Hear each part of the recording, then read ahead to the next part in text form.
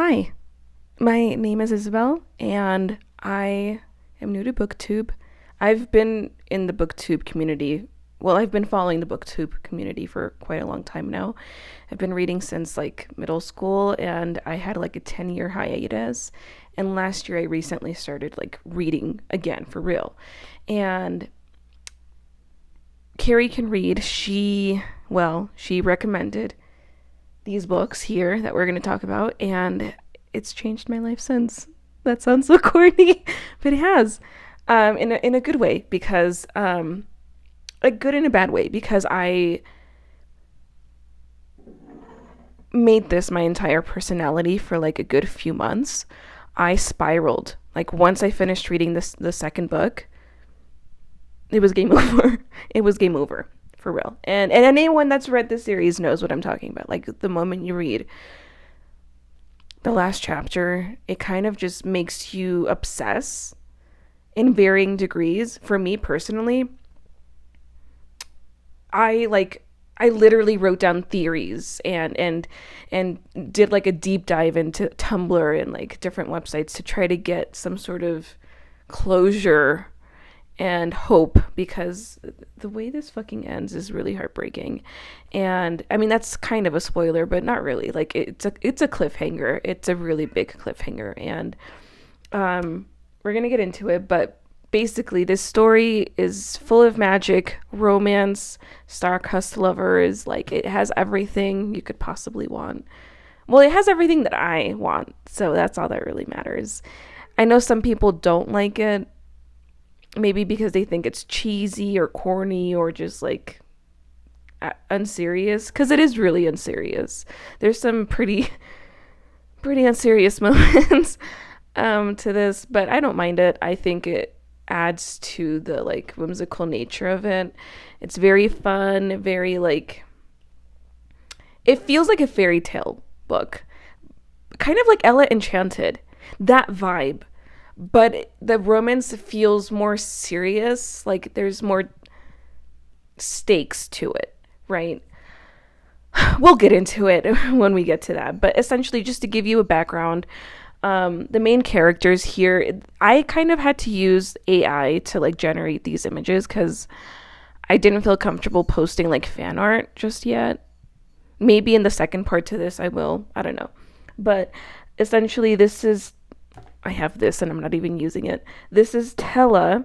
She's from the Caraval series, the trilogy, right? This is Jax, the Prince of Hearts, and he's also from this series, but he got his own spin-off here, right? And then this is the other main character, Evangeline, of these two books, right? Everyone else is from these two books. They are the only two that, came from the original series. So, this is Tella, Jax, Evangeline, Apollo, Marisol.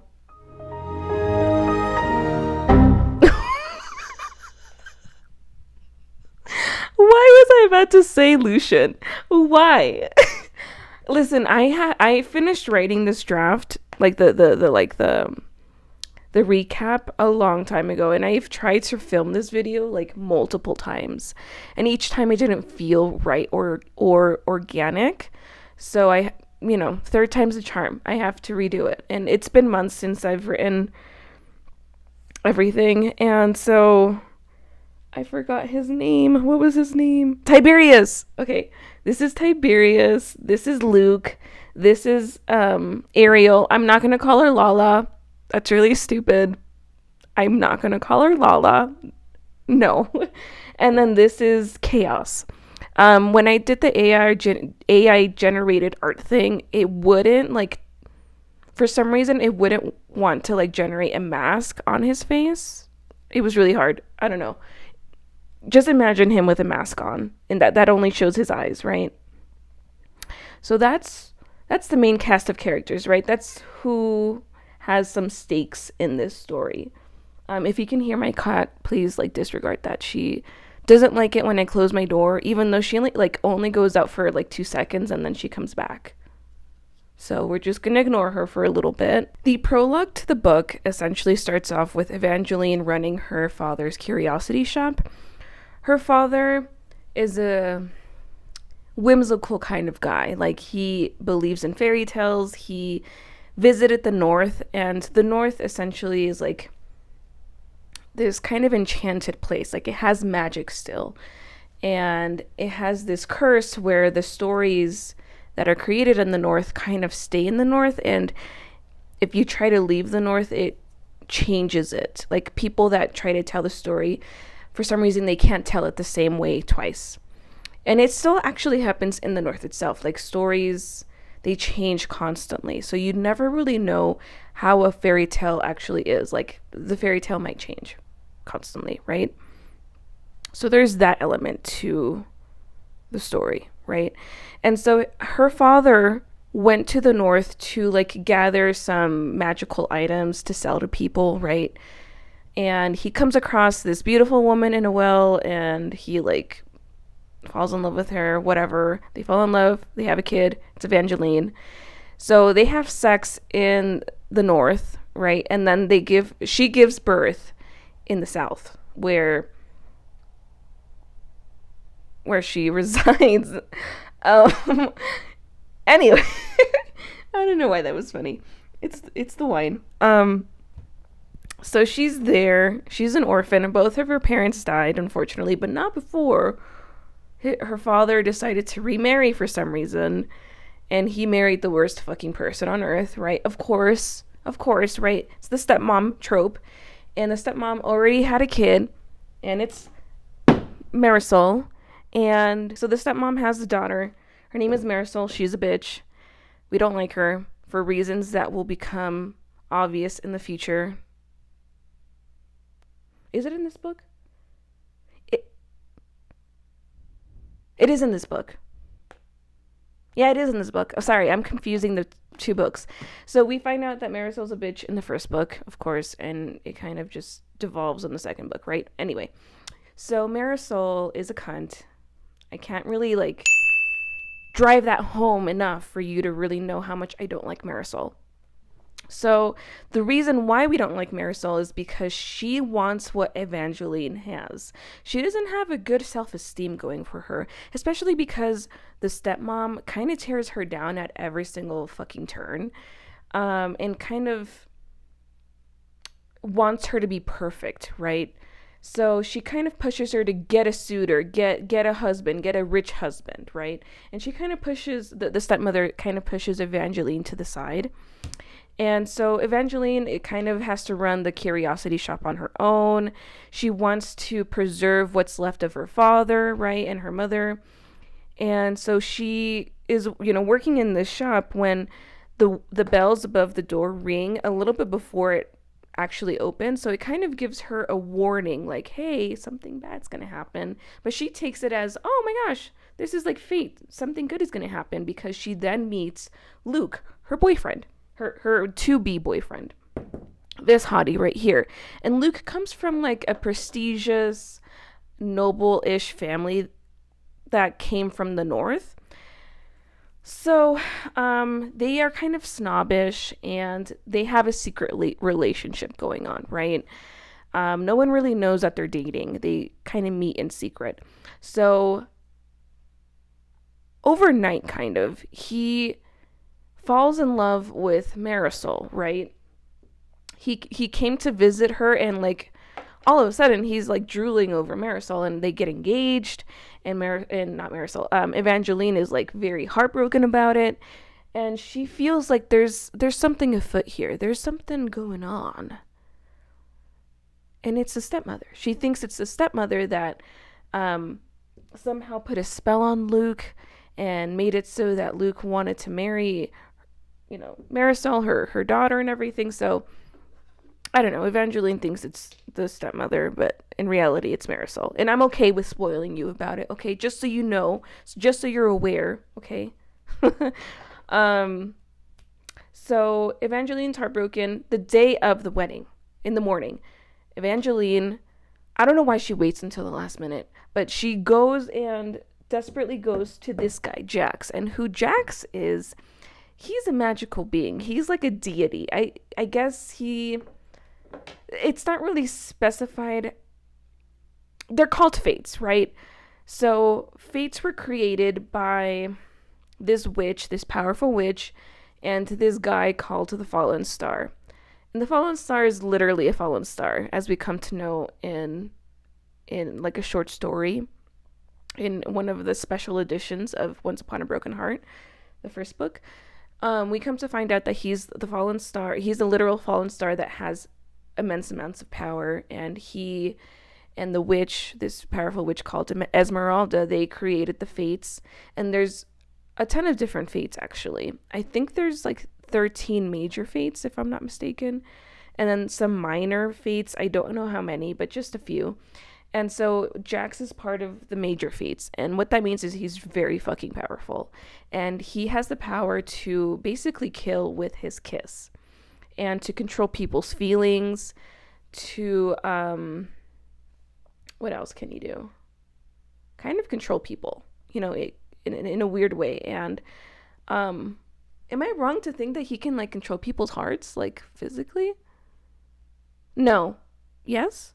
Well, because he kind of did with Tella, Because, okay, here's another thing. Because he has this curse of his kiss being deadly to anyone but his true love, he decides to kiss this girl, Tella, in this trilogy, right? And he does that because he's wanting to manipulate her into getting what he wants, and what he wants is the crown. And in order to get the crown, he needs to get his full powers back, because a long time ago, the fates ruled the world for a short period of time, and then the witch, or was it someone else? Someone trapped the fates into a deck of cards so that they wouldn't be able to like wreak havoc into the kingdom. So for a long time they were trapped, and then Jack somehow was able to escape, but all the other fates were still trapped, right? So when he was trapped, his powers were taken by, I'm gonna have to explain this, huh? His powers were taken by the main antagonist slash, I'm gonna have to explain Caraval. Okay, so in Caraval, there's a performance, a game, right? And a hands-on performance where the audience participates in the game, right? In the performance slash game.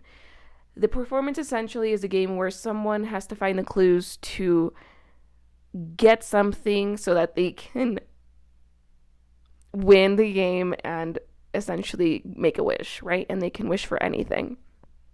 And that only happens once a year. And it's hosted by this guy called Legend. It's been a while since I've read this. Literally in the name, Legendary. So Legend is this guy that was given powers by the very same witch that made the fates. And the way that he was given the powers, because the fates were trapped in the decks, so he was given a little bit of all of their powers so he could be magical and like create this performance. And it's very immersive, and a lot of whimsical magical things happen, right? And it's very fun, but it's also deadly, because you think that the whole point is that it's just a game and you're not supposed to really take it seriously and whatever, but a lot of scary things happen. Like, people potentially die, they get hurt, there's still a level of risk to the game, right? So Tella and her sister Scarlet, they join the game, and they win, of course, because of course they would. Oh yeah, spoilers. Spoilers for the Caraval trilogy. But that's just in the first book, though. So much more happens in the other two books. So of course they win the game. I'm not going to tell you how they win the game or why or whatever, but they win the game. And in the second book, we're introduced to Jax, and Jax essentially is trying to get his full powers back because Legend has his power, a portion of his power. So Jax is not to his full capacity, essentially, and he wants it back. So he kind of manipulates Tella into getting the identity of Legend, because Legend doesn't reveal himself ever. Throughout the games, no one knows who Legend is. They just know that he runs the shit, right? And he has his employees perform and act and like put on a show for these people, right? Like, imagine you're stuck in a theme park, but like in the theme park, you're meant to like go on their scavenger hunt, and whoever gets all the clues and shit, they win, and they get like one magical wish, right? It's that type of vibe, but it's more immersive. Anyway, so Jax manipulates Tella into getting the identity of Legend so that he can force Legend into giving back his power, right? And so he eventually the identity is revealed and he gets his powers back. Not all of them, because I guess he just doesn't get all of his powers back. I really don't know why. I forgot. So that's how he gets involved with Tella. But here's the thing.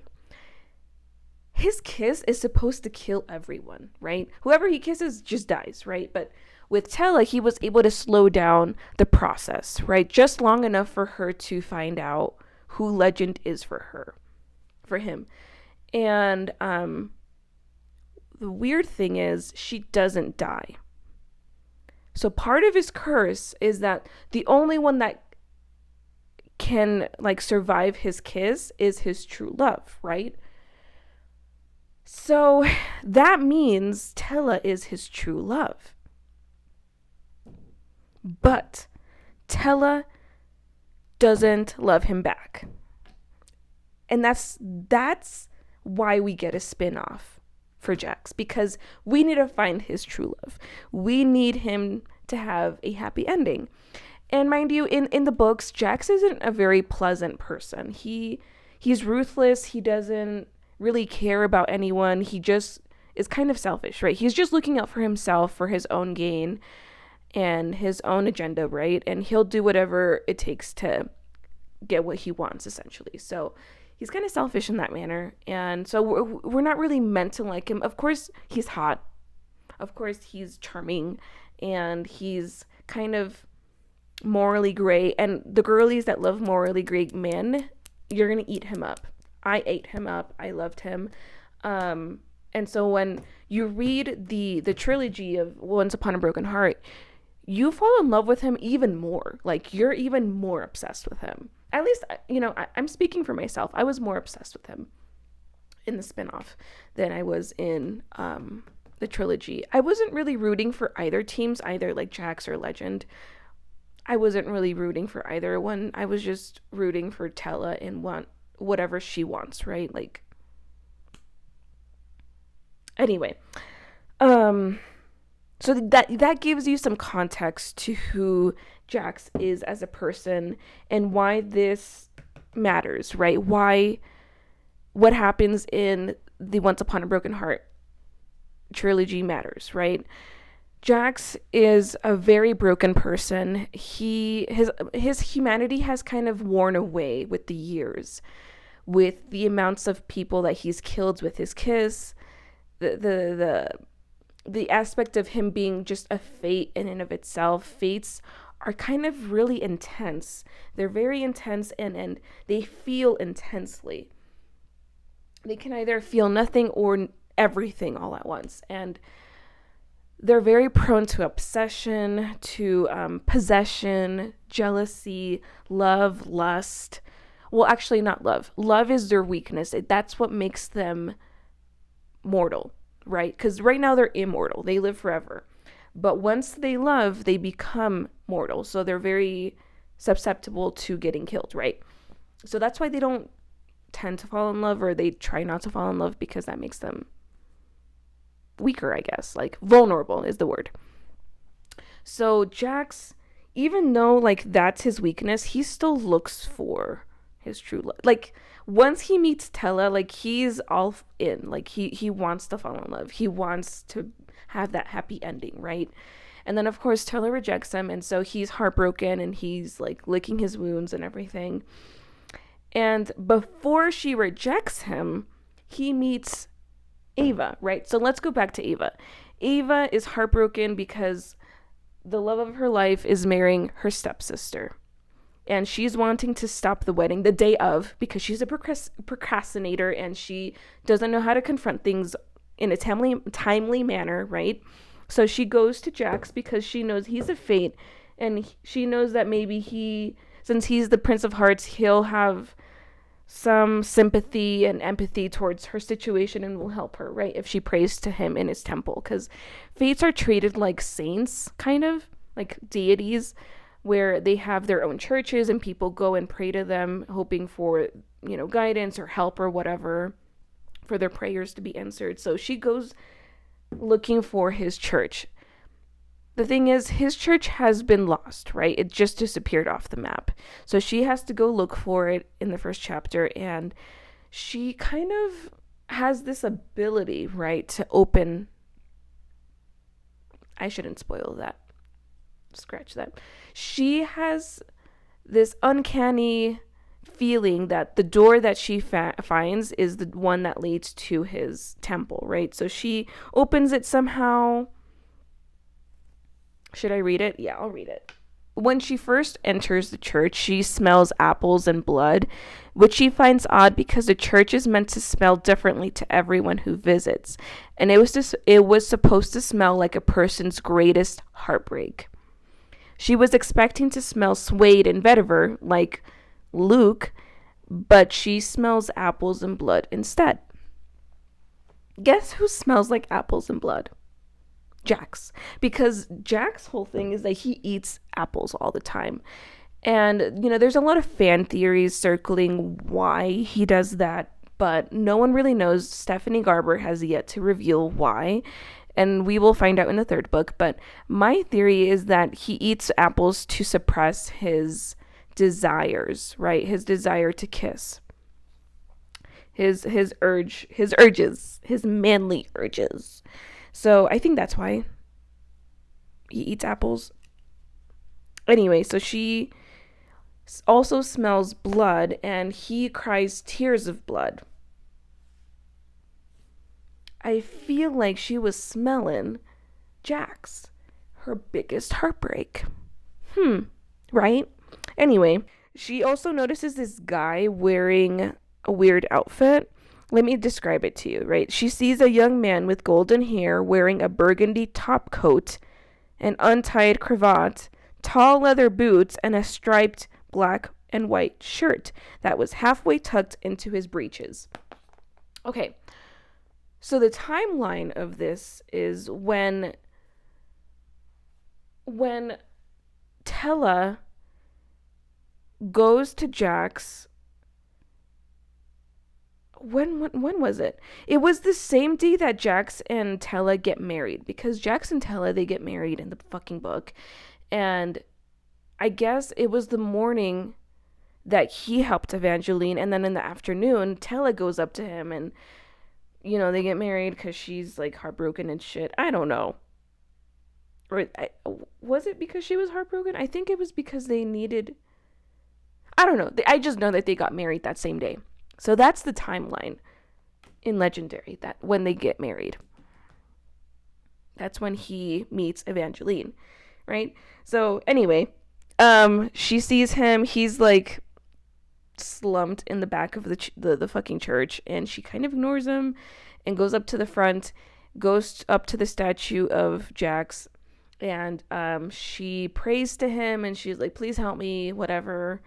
And he like comes up to her, and he's like, really? And he like makes her feel stupid. And the thing with Jax is that he's very sarcastic, and like, he's a Scorpio.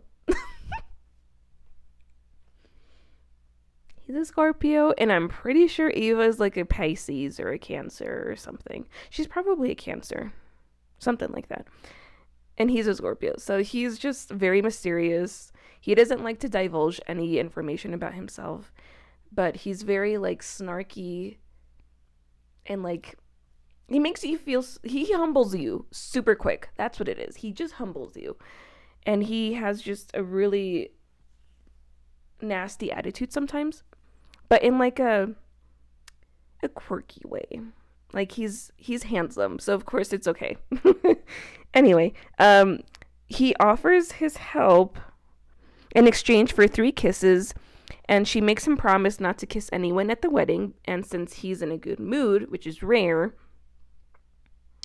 he agrees. So maybe he married Tella first and then he helped her. because he was in a good mood. I think he was in a good mood because of Tella. No, no, that wouldn't work. But anyway, maybe he was in a good mood because he was thinking about Tella. I don't know. Girl, let's talk about that later. Anyway, he agrees to help her, but before the deal can be finalized, he asks her how the door let her in. And she explains that she asked it politely. And he is very pleased by this and proceeds to take her wrist and brush his lips against the underside of it 3 times and then gives her a bite. 3 white scars in the shape of broken hearts line her skin. And then he just leaves after that. He just disappears. And so she starts to like think for the first time that morning. And she's like, whoa, did I really just do that? You know, she just doesn't think things through sometimes. So she goes back to the wedding in a hurry and she finds that everyone attending has been turned to stone. So she flips the fuck out and she, you know, of course, Jax is still there and she goes up to Jax and she's like, can you please undo this? Like, this is not what I wanted. And he's like, why are you so ungrateful? I did exactly what you asked me to do. And she's like, no, like, I made a mistake. Please, like, help me change this. And he's like, no can do. The only thing is that there's this cup of poison and if you drink it, like, it saves them, but then you're turned to stone. So don't do that because no one is gonna save you here, especially not me. And she's like, well, I have to have faith that someone will. And she fucking drinks from it. So she turns to stone and everyone else comes back to life, right? And then like 3 weeks go by. No, wait, was it 6 weeks? Hold on. 6 fucking weeks. It was 6 fucking weeks. And no one thought to help her. The cup was still there. They could have drank from it and took her place. But no one fucking did. No one.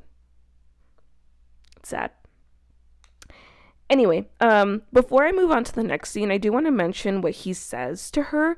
Because in this series and in the Caraval series, heroism is like a trope. It's like a theme. What it means to be a hero, what it means to love, and all of that. So that is like a reoccurring theme that's explored in these books, right?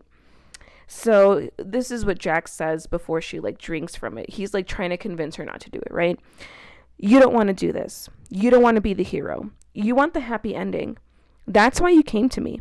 If you do this, that will never happen. Heroes don't get happy endings. They give them to other people. Is that what you really want? And she's like, I want to save the boy I love. I'm just going to have to hope he'll decide to save me too.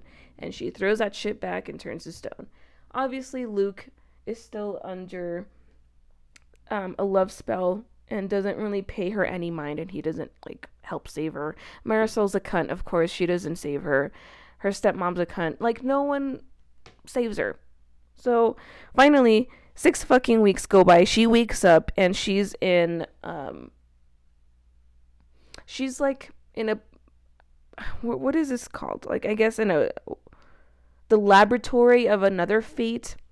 So essentially the way that Jax pulled this shit off is by asking another fate for a favor because they owed him a favor, so he's just like calling it in. The poison, that's his name. Poison, that's the fate's name. That's a really stupid name. Poison helped make this poison for her, and he's able to reverse it for her too. So she wakes up in his lab and he's like, oh, well, let me tell you everything that's happened. You've been gone for 6 weeks and you're essentially a hero to the people. Like, there was a week of like true madness in the kingdom because the fates were unleashed from the deck of cards. So when they were unleashed, they just kind of destroyed the city, kind of. And I guess the story of her sacrifice inspired the citizens of Valenda. That's the city, the name of the kingdom or the city. The citizens of Valenda during that difficult time, and they consider her a hero. And I guess Jax before like she like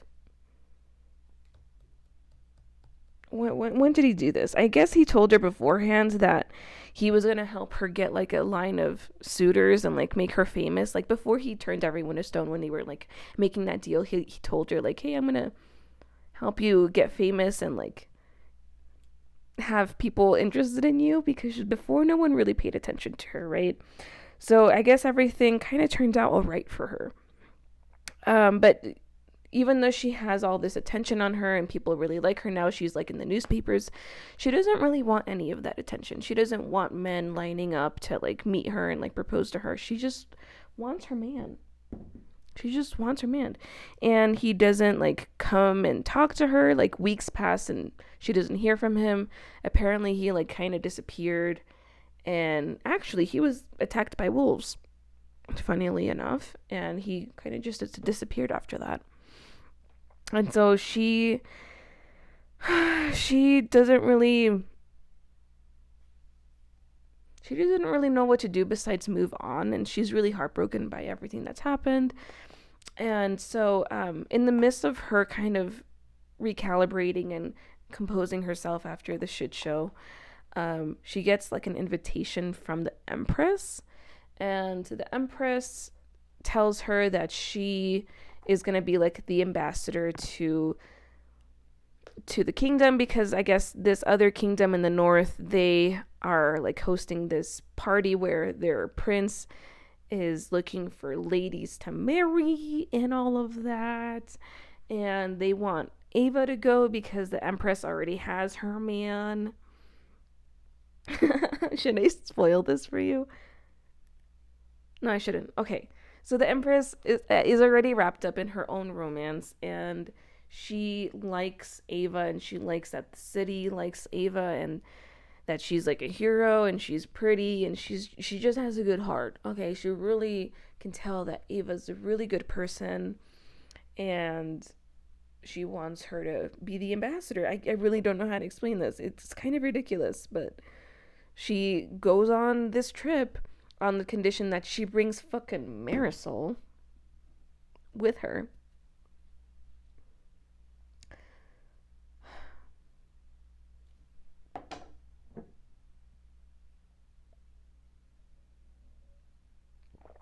Ugh. I don't know why she did that. I don't know why she wants... I think because she's lonely.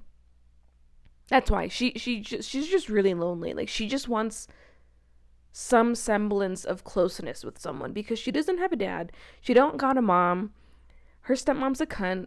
She just wants family. Like, she wants connection, right? Luke is a bitch too. The only one that's remotely okay in her eyes is Marisol, and that's really sad, considering who Marisol is as a person. So she takes Marisol with her to this party, this bachelor party. It's basically the bachelor for the prince of the Northern Kingdom.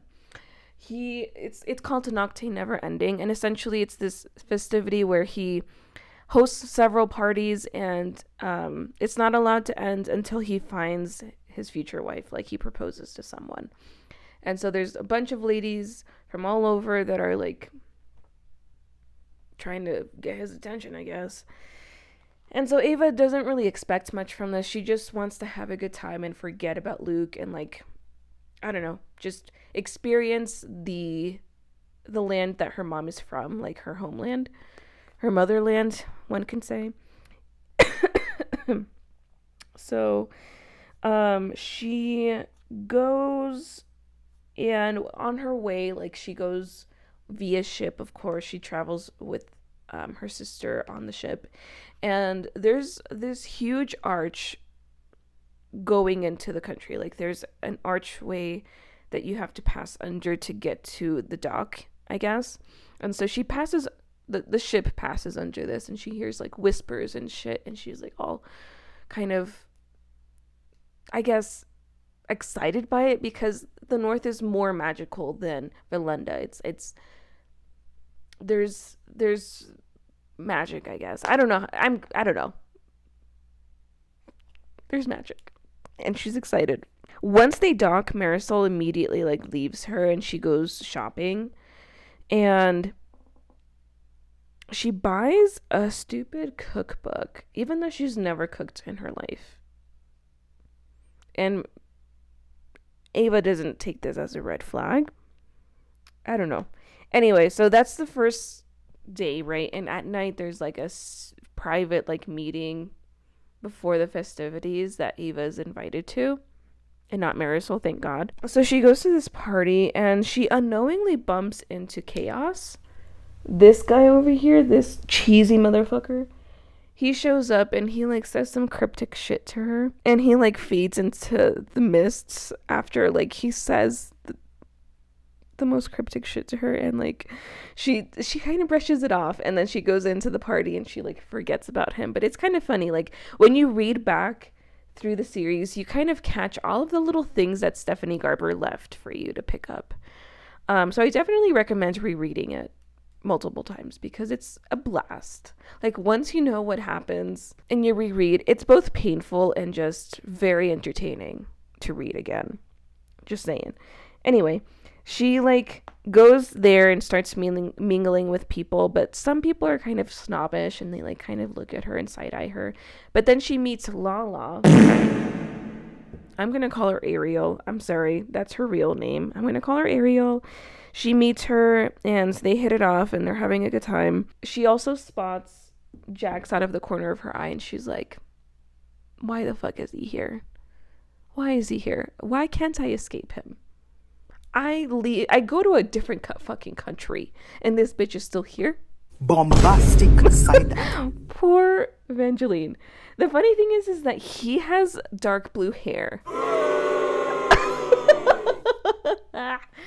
What's really funny about this is it's because he's heartbroken. So, so he had one of his manic episodes and like dyed his hair after a breakup because essentially when she was turned to stone, a lot of shit went down. Essentially the rest of the book series happened, right?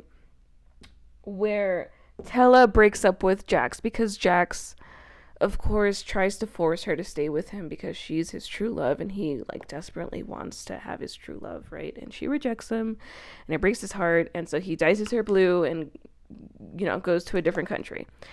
And of course Ava ends up in the same country and the same party, and she like is walking over to confront him when he puts some moves on her, kind of like he like leans in really close and like corners her a little bit, and it kind of draws attention because he's the Lord Jax. So people don't know he's a Fate, and he is, I guess, he's the Lord Jax, but people, I guess he's manipulated everyone into thinking he's a Lord. But no one really questions it. Like, he's not really a Lord, but I guess he's able to control their perception of him. Because everyone just accepts the fact that he's best friends with the crowned Prince Apollo. Like, that's kind of weird, right? So, him and Apollo go way back. They're friends, kind of. I'm pretty sure he's manipulating Apollo somehow. Oh yeah, he is, right? It's been a while. He's manipulating Apollo, right? And we'll find out why. But essentially she goes to confront him and he corners her, and that draws attention because he's Lord Jax and he never pays attention to anyone. So everyone like kind of looks to her, and then Apollo notices her too, right? Because everyone is noticing her and not noticing him instead because he's a attention whore. He's weird. He's really weird. Like, he has hundreds of portraits of himself hung up in his castle. He's like a narcissist. He's got to be a Leo. I'm sorry, he has to be a Leo, man. There's like no explanation. He's like posing on his balcony. Oh, brother, this guy stinks! I can't make that up. He's literally posing on his balcony and like having people admire him, and it's just it's ridiculous. Only a Leo man would do that. Anyway, so he notices her, and Jax like pulls her away, and later on when like there's dinner and everything, he's like having everyone go meet him one by one for some reason. And it's Ava's turn. And Jax goes to escort her to Apollo in their little private room, right? And so Jax, in between this, right, is like, you're gonna kiss him. Because you know how she, like, bargains with him and at the beginning of the book where he told her that he needs to kiss, she owes him 3 kisses. And so her first task is to kiss this guy, right? So on their way to meeting Apollo in private, Jax, like, puts a little bit of his blood on her lips and tells her to kiss him with tongue. It's a whole thing. It's truly, it's a whole thing. So he kisses, they kiss each other, right? And that's kind of like the turning point for their relationship. The following day, on the first night of Nocte Never Ending, when they're getting ready, right? Because it is essentially ends there. Like, once she kisses him, Jax has to break them apart and, like, leads her away. And Apollo looks really fucking angry by that, and we don't know why, but I know why, and you'll find out about that later. So he looks angry. And they walk away, and it's the next day. Marisol and Ava are getting ready to go to the fucking party, the first night of Nocte Never Ending, right? And Marisol is giving weird fucking vibes to Ava, right? And Ava's like, let me go check what this girl is about. So she, like, looks through her shit, doesn't find anything, but Marisol walks in on her checking her shit out, and, like, she has to come up with a stupid excuse. And Marisol, the catty bitch, accidentally rips off a little, like, butterfly from Ava's dress, because I guess Ava has, like, butterflies. Is it butterflies? Or is it flowers? I don't know. She has either flowers or butterflies, like, sewn into her dress. And Marisol, the bitch she is, she, like, rips one of them off and kind of tries to play it off, but it's obvious that she's a mean girl and she's jealous of Ava. And so they, go into the carriage together, and when they arrive, Apollo, like, walks in a few minutes later, and he, like, looks directly at Ava, and he's, like, walking towards her, and everyone's like, oh my god, is he gonna choose her for the first dance? Like, oh my god, what's gonna happen? Why is he choosing her? She's a nobody. And they're jealous. So he's walking towards her, and it's like parting. Everyone is parting for him, and then at the last second, he turns to someone else and asks to dance with them, and everyone is, like, snickering and, like, chuckling, and they're like, oh, she thought she was gonna get chosen and everything, and she, like, feels bad, right? Poor Ava. She goes over to the refreshments table and, like, is gonna pour herself a cup of punch or something, and she feels someone tap on her shoulder, and lo and behold, it's Apollo. And he's like, actually, I can't do this. I have to ask you to marry me.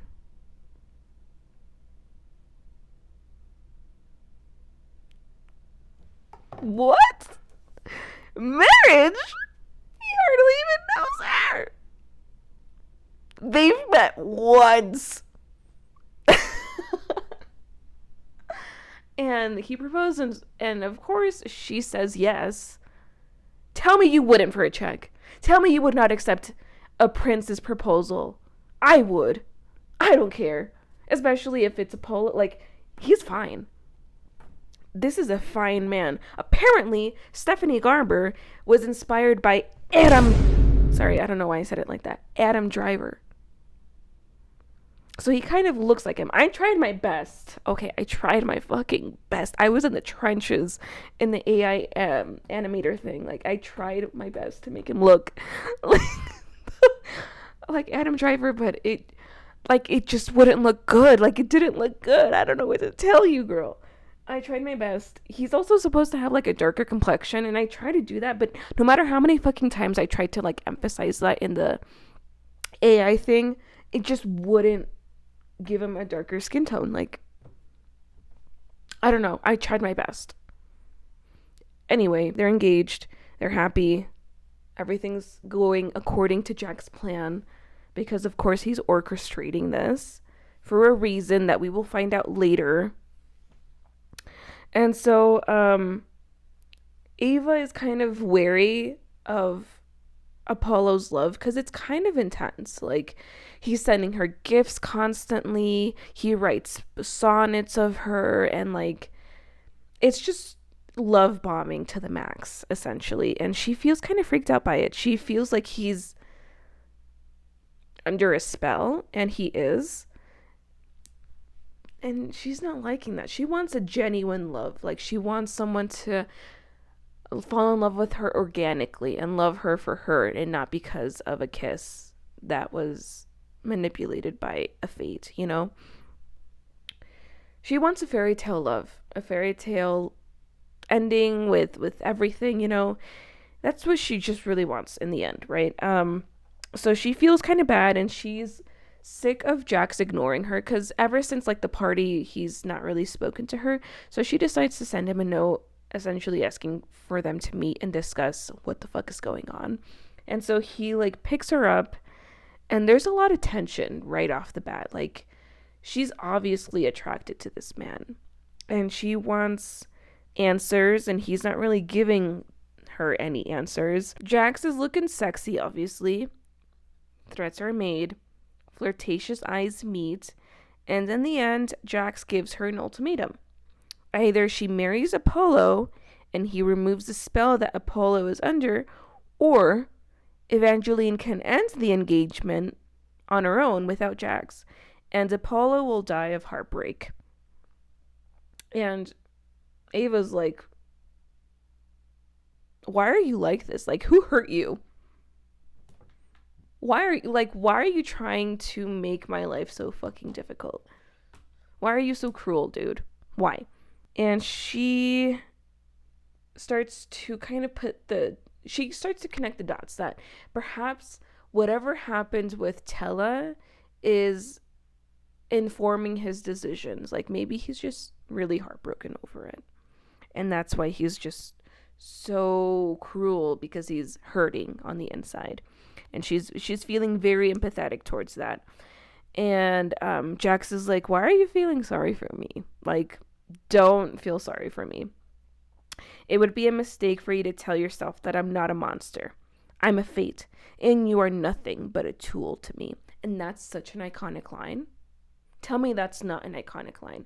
This series kind of has its one-liners sometimes. And in this book specifically, we address that line. It comes up again. The "you are nothing but a tool to me" line, it comes up again. He eats his words, and we love that. So in this conversation, he starts calling her Little Fox, and that's his little trademark nickname for her, right? And he rarely ever calls her Evangeline from this point forward. It's mostly just Little Fox. Unless something serious happens, he just calls her Little Fox, which I think is very telling if you know the backstory to that nickname, which we will find out in the second book. Okay. So then after he tells her that she's like nothing but a tool to him, he brings the tip of his dagger to her mouth and toys with her lips a little bit until he like draws several drops of blood. And let me see. Sorry, I lost my wording. She says, if you're trying to scare me, and then he cuts her off, careful with your threats. And then Jax like leans forward really quick and presses the bloody tip of the dagger to the center of her mouth. She asks that he at least tell her why he wants this wedding, and he obviously evades the question, and tells her that he won't hurt anyone. And she's like, I think we have different definitions of hurt. And then he replies, be thankful for that, Little Fox. Hurt is what made me. So in this conversation, they flirt, they threaten each other. he like cuts his lips a little bit and then presses the dagger against her lips. I don't know if I made that clear enough, but there's a weird amount of tension between them in this scene, right? I don't know if I'm really setting the scene enough for you. They're in a carriage in close quarters, and he's like cutting his lips to get blood and then pressing the tip of his dagger against her lips to smear his blood on her lips. Like, there's just, I don't know what to call that. Mental illness, I think. I can't believe I'm describing that. What is this book? Truly, I don't know what this book is. Oh, my wig cap is showing. No. I hope you guys didn't notice that. Anyway, so he does that. There's tension between them. She doesn't know what to do with herself. She feels hot and bothered by him and the blood and everything. It's a show. It's a show. Okay? It's a show. They arrive to their destination because this whole time the carriage has been moving to a destination that Ava doesn't know of. And so they arrive at this castle, and it's the House Fortuna castle, right? Because there's different houses. There's 13 different houses. And noble houses.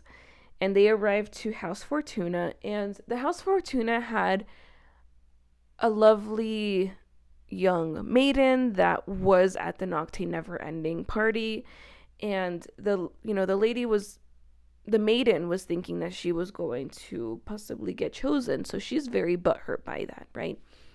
Because Ava was chosen instead. So the matriarch of House Fortuna is very, let's say, bitter that her granddaughter wasn't chosen. So she hates Ava. She doesn't want to see Ava. And she has told everyone that she doesn't want to see Ava. And of course, Jax wants her to go with him to meet the House Fortuna. To meet the House Fortuna's matriarch. And specifically kiss her. That's the second kiss. To kiss the matriarch, right? So on the way to walking to the castle, because there's a long driveway, I guess. I don't know. She questions why Jax wants her to kiss the matriarch. And Jax tells her that she just has to do it to not question him. And if she doesn't kiss the matriarch, that she'll die. And Ava's like, if I die, then I can't marry Apollo. And you want me to marry Apollo, don't you? And Jax is like, well, you're replaceable. If you can't do it, I'll find someone else. And she's like, well, that's not fun. I don't really believe that I'm fully replaceable. But I guess she did believe that Jax would like do something if she didn't follow what he would say. Like, she's questioning everything, essentially. She doesn't understand why he wants her specifically to marry Apollo. She doesn't understand why he wants her to kiss the matriarch. And she doesn't understand why she's not replaceable, right? Because she doesn't feel that she is, that he's invested too much already for her to be replaceable. And so I guess she's wanting to know if there's more to it, right? Because at this point, she's denying it, but she does feel something towards him, right? And she wants him to feel something too. They start bickering, whatever, and then the matriarch opens the door. She's not friendly, of course, but then she does what she's told, and she kisses the matriarch on her cheek, and instantly, everything's okay. The matriarch likes them. She is willing to do whatever. She gives them a tour of the house, actually, and that's what Jax wanted. Jax tells Ava to, ask for the matriarch. Her name is Tabitha, for Tabitha to show them the arch that she has hidden. Okay, so here's the thing. You know how at the beginning when Ava goes to the north for the first time and she travels underneath the arch and she hears whispers? Well, there's multiple different arches throughout the north, right? And the history behind these arches is that the founding family of the North, they're called the Valors, right? The Valors were a very magical family. They all had powers. The mother, the father, their children, they all had powers. And so one of the kids, the twins actually, I believe, they had the power to create portals, right? These arches. They created these arches that were essentially portals into a different, like a room, essentially. Like it unlocked a room to them. And there is a Valerie arch that allows them to kind of move around via these different arches that are spread out. It's like a portal, essentially, right? And so these arches were created a long time ago, like hundreds and hundreds of years ago, right? A long time ago. And the Valors were killed. They were killed because they created a monster, and the noble houses kind of united to come against the Valors, the king and queen. And they killed them. They, beheaded them because they created this monster that they couldn't control and was kind of let loose on the kingdom. They killed them and locked the monster away in the Valerie Arch, right? And so from there, the 13 noble houses kind of took over, and each house had its turn in like running the kingdom, right? So the archers were meant to be destroyed after the Valors were killed. But the matriarch still kept hers. And that's like a secret that she's meant to, keep and everything. And so Jax, of course, knows about this and wants access to the arch because he's looking for something specific, but he won't tell Ava what it is. And Ava, of course, is very curious. She's a very curious person in general, and that gets her into trouble sometimes. But anyway, she goes into the arch with them, and she kind of hears these whispers again, right? And she kind of is surprised by that because at first, the first arch that she goes under, she thinks it's normal to hear those whispers. But the second time she hears it, she's like, why am I hearing this? Like, what's going on here? And Jax is like looking at her and like observing her, and she feels weird about it. And she kind of teases him. She kind of like changes the subject and she teases him. And she's like, so what do you want from here? Like, why are we here? Tell me what we need to do, because clearly we're not finding whatever it is that you're wanting, because they're looking through the arch, right? Because it kind of transports them into this hidden room. And so they're looking around this room, and Jax isn't seeing what he needs, and they banter back and forth, and he basically doesn't want to tell her what he's looking for, but she teases him, and in the end he tells her what, and he tells her to ask Tabitha about some stones, if she has any stones, which is just a really fucking weird thing to ask. Oh yes, okay.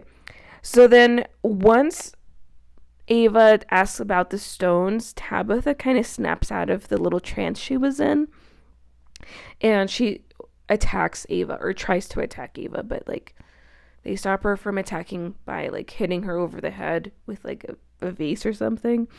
And she passes out, and then they leave. But I forgot to mention, while they were looking through the arch, the hidden room, the matriarch Tabitha kind of reveals this fucking prophecy, right? Okay. So the arches can serve as portals to faraway and unreachable places, and as doors, they are impenetrable. Once locked, an arch can only be opened with the proper type of key. But since the Valors have been locked away, keeping the arch that was gifted to the House Fortuna is seemingly harmless, considering the Valors would never return to use the arches again. The arches can also only be opened by freely given blood straight from the hands of the head of the House of Fortuna. So then she reveals this prophecy, right? Oh, okay. So when she snaps out of it, because, Jax told Ava to ask about the rumored collection of stones, it makes the matriarch start to like chant a prophecy. And it goes like, you will know her because she will be crowned in rose gold. She will be both peasant and princess. And then after she starts chanting that, she tries to attack Eva. And then, she's hit in the head with like a vase or something, and they escape. So this prophecy is kind of weird because you will know her because she will be crowned in rose gold. Miss Ava has rose gold hair. She will be both peasant and princess. She's engaged to a prince. She is soon to be a princess. And right now she is a peasant. Girl, she is the prophecy. The prophecy is about her. The reason why the matriarch starts chanting this prophecy is because she realizes, oh shit, you're the rumored key. You're the reason behind this huge thing, and this huge thing is what we will find out in the future. Okay, we won't know just yet.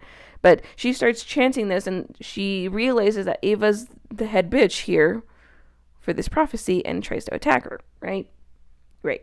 They leave. They go their separate ways. Hi. I'm back.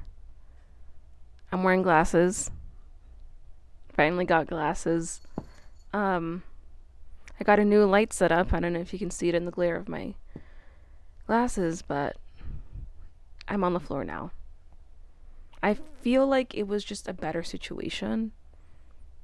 I'm also filming on like the front camera of my phone, so the quality might be different. I don't know if that'll affect things. I don't know if you guys care. Regardless, I'm back. Looks different. We look different. Nonetheless, we're here. I have only drank 1 cup of sangria, so I'm feeling good. I don't feel tired. I am feeling tired, but not as much as I did last time. What I've learned is that I cannot drink while I'm filming. Otherwise, I will want to lie down, and that'll defeat the purpose of me setting everything up and getting ready and everything. So, this is where we're at right now. We are on chapter 30 of Once Upon a Broken Heart, and I kind of have to overstep what I just talked about. Like, I think I was going over like the night before the wedding, and I kind of want to revisit that. I don't know if I cut that out of the video, but I was feeling very tired at that point, and I was ready to give up, which I did. So we are officially 12 hours before the wedding, right? And Apollo is serenading Ava because he's extra like that. And she calls him up to her room. They talk a little bit about the Valors and what the prophecy is and what the history is behind all of that, right? Let me see if I can like paraphrase the things that he's explaining to her, right?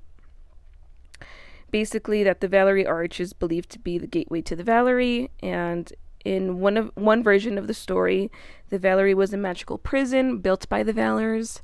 Magic cannot be destroyed.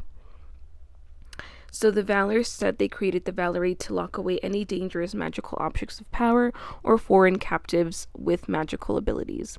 They said the Valerie was built in order to protect the North from forces who would wish to destroy it, but the Valors lied. They didn't build the Valerie to protect the North from its enemies. They built it to lock up an abomination that they'd created. No one knows exactly what the Valors made, but it was so terrible that all the great houses turned on the Valors and chopped off all of their heads. Alas, they did this before the Valors had locked away their horrible creation, so it was left to the great houses to imprison this abomination in the Valerie and seal the arch that led to it. Normally, arches are locked with blood, but no one wanted to risk this arch being opened, so a special sort of lock was created. A prophecy.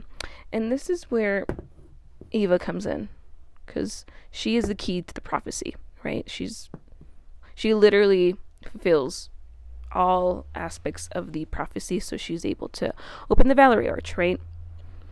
So the lines of a prophecy work like the ridges and the notches of a key. A number of prophetic lines are strung together by a diviner, and then they are carved into a door, or in this case, an arch. Once this is done, the arch will remain locked until each line of the prophecy has been fulfilled to create the key that will allow the arch to be opened again. If done well, a prophecy can ensure something stays unopened for centuries.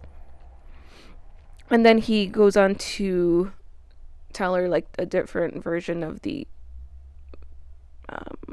prophecy. Actually, he doesn't tell her what the prophecy is. I'm sorry. For some reason, I thought this bitch did. Oh, wait. I'm not supposed to curse. Sorry. I thought this man did. So, yes, the second version of the story claims that the Valerie wasn't a prison for terrible magic, but a treasure chest holding the Valerie's most powerful magical objects. Some believe this was the reason why the Valers were killed, because the great houses wanted to steal their magic and treasure. In this account of the story, the wardens, those who had remained loyal to the Valers even after their death, locked the arch with the prophecy so that the Valers' power and treasure would be prevented from falling into the wrong hands. And then, Eva tries to piece together how Jack's fall, fits into all of this and how she fits into it, and why, he's using her to get into the Valerie Arch and everything. And then after that, Apollo kind of notices that she's zoning out, and my light just died. Okay. Great. So I fixed that. Okay, there you go. All right. So I fixed that. Where was I? So Apollo notices that she's zoning out, so they cuddle after that, right? And then let's see. Chapter 32 basically is just a flashback to Eva drawing like what her perfect imaginary wedding would be like. And essentially it's nothing like what's happening currently at her wedding with Apollo. Totally opposite ends of the spectrum. What she imagines is like a private event on the dock, on the beach, right? And there's candles everywhere. They exchange vows. And where they write it somewhere. They press it. They write their hands on... They write their vows on their hands and press it into each other's hearts. So they can sink into their hearts, where they will be kept safe forever, right? Obviously, she's not marrying him because she wants to necessarily. She's not really in love with him. So this isn't really like an ideal situation to be in, right? It's not her ideal wedding. Not really her ideal man necessarily. She's not really in love with him.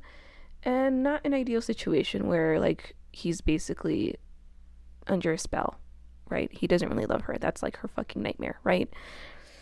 So she's not having a good old time at this wedding. They exchange vows, Apollo and her, they get married.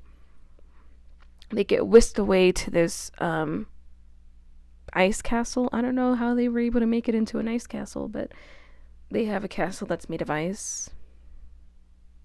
Okay? I don't know. Anyway, they're dancing. They're at the reception, right? They're dancing. They're having fun. And then all of a sudden, guess who walks in? Tiberius. That was really loud. Tiberius walks in. And this is the first time that we're meeting him. And I want to read a passage to you because this is very much key information, right? So this was the mysterious Tiberius. This is Eva speaking, right? They didn't look like brothers. Apollo and Tiberius, they didn't look like brothers. Tiberius and Apollo nearly fight, and they whatever. What I really wanted to highlight though is that they didn't look alike. Apollo and Tiberius, they look nothing fucking alike. Okay? And let me backtrack. When Tiberius wedding crashes their wedding, he asks to dance with Eva. And up close, she notices all the little differences between them. Like how Tiberius is more... How does she describe him? This close, the brothers' differences in appearances were even more obvious. If Apollo's face was more roughly carved than chiseled, Tiberius's face wasn't sculpted at all. It was soft, decorated with a dusting of freckles that gave him an impish appearance. He couldn't have been much older than Evangeline if he were older at all. His hair was copper and longish, but tied back just enough to reveal a hint of a tattoo at the base of his neck, which made him look the part of rebel younger brother even more. He's more chiseled. He looks like Adam Driver. That's what I imagined in my head a little bit. Like Roman nose, dark eyes, dark hair. He also has kind of like a darker skin tone, but like I said earlier, I wasn't able to really get him to get that skin tone without making him all the way black. There was like no in between with the AI generated art. Like there was no way for me to. It was hard. Okay, I'm sorry. I don't know what to tell you. I tried my best to make him look as different as possible, and I think I think I succeeded. I don't know. Anyway, so yeah, they're dancing, and then he kind of let me see. I guess I didn't write what they talked about. They kind of just talked about the fake lovish type of relationship that they have, Apollo and Eva, and how he thinks it's not really genuine, and he kind of like asks her questions to like catch her, you know. She kind of is able to give non-committal answers but still make it seem like she's innocent, and he's like, okay, whatever, I'm gonna go, and that's fine. That's the end of the dance. So anyway, shortly after twilight, Apollo tells Ava to meet him in the wedding suite. What you say? And so Ava like goes to look for Jax to like talk to him. She's panicking. She's like, please reverse the spell. We're about to do the things and I don't want it to be weird. Please just help a girl out. And he's like, fine, I'll help you. And he smears a little bit of his blood on her lips again and tells her to kiss him to break the love spell that he's under. And this time his blood tastes bitter and not good. So take that as you will. She goes up to the wedding suite. She's super nervous. Apollo, is laying on his side, posing as he always is. He's covered in oil, and he's like shirtless. He's ready to go. Okay. Poor Ava. She walks in. She's like, okay, it's gonna be like that. She takes the nearest wine bottle and tosses that shit back, and it tastes weird, like tears and something else. What does it taste like? It tasted like rotten blackberries and salt, right? And she like drinks most of it. She goes over to him, kisses him, and it breaks the spell. But it has this unfortunate side effect that he like flops over and dies. So. And then she starts crying uncontrollably, and she doesn't know what she's doing. The guards come in because they hear her yelling and screaming and crying and throwing up, and they take her away. They assume she's the one that fucking killed him. And so they put her in this dark room while they figure out what to do. And Jax comes to the rescue. He takes her away, and she's still bawling. Like this whole time, she's pouring tears. She's a waterfall, right? And Jax is telling her to stop crying, and she's like, I can't stop crying. Don't tell me what to do. I wish I could, and whatever. And he's like, okay, clearly this isn't like a normal reaction, because he tries to like tell her to stop using his like compulsion, and it doesn't work on her. She's still like crying, and he's like, this is fucking weird. You must have been poisoned by someone. I know where to take you. And he picks her up and like he goes running. I think they take a carriage to Lala's place, or they walk or something. I don't know. They get there fast, and it's like really cold out, so her eyes get frozen shut because of the tears and the cold, and it's not really attractive. It's not a good all time for Miss Evangeline. So she, goes to Lala, and Lala is kind of Okay, so when Jax brings Ava in, Miss, what's her name, Lala. I told y'all that I wouldn't call her Lala and that I would call her Ariel, and here I am calling her Lala. What the fuck? Okay, her name is Ariel. Ariel tells him to bring her inside, to not let her go. That if he lets her go and like stops holding her, she will die. So part of the cure of like getting rid of these nonstop tears is to hold her, and he basically has to hold her for the rest of the night. And she like, I think she gives her something to drink. I don't know what it is, but she basically passes out in his arms, and she wakes up the next morning, and it's kind of a cute little moment. Kind of, Jax is like begrudgingly holding her. It's by the fire, so it's a little bit cozy. She's thawing a little bit, it's kind of cute, it's a sweet little moment. But then she wakes up in the morning, and the newspapers arrive, and it announces that Evangeline is a fugitive, and so is Jax.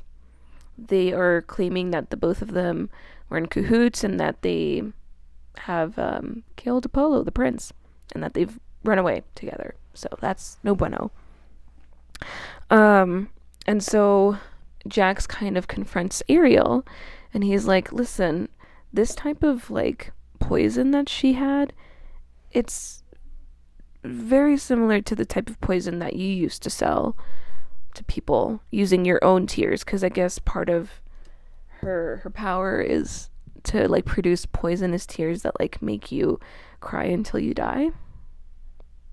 So suspect number one, right? And Ariel is like, that wasn't me. I used to sell that stuff, but I guess maybe someone found one of my previous vials of tears and gave her some somehow. Couldn't tell you. And so Jax is like, okay, we're gonna have to track down who got your tears and when that was. And the only person that can tell us this information is, you guessed it, Chaos. So we're gonna go meet the vampire now, because there's vampires in the story. So Ariel is like, okay, let me get Ava ready.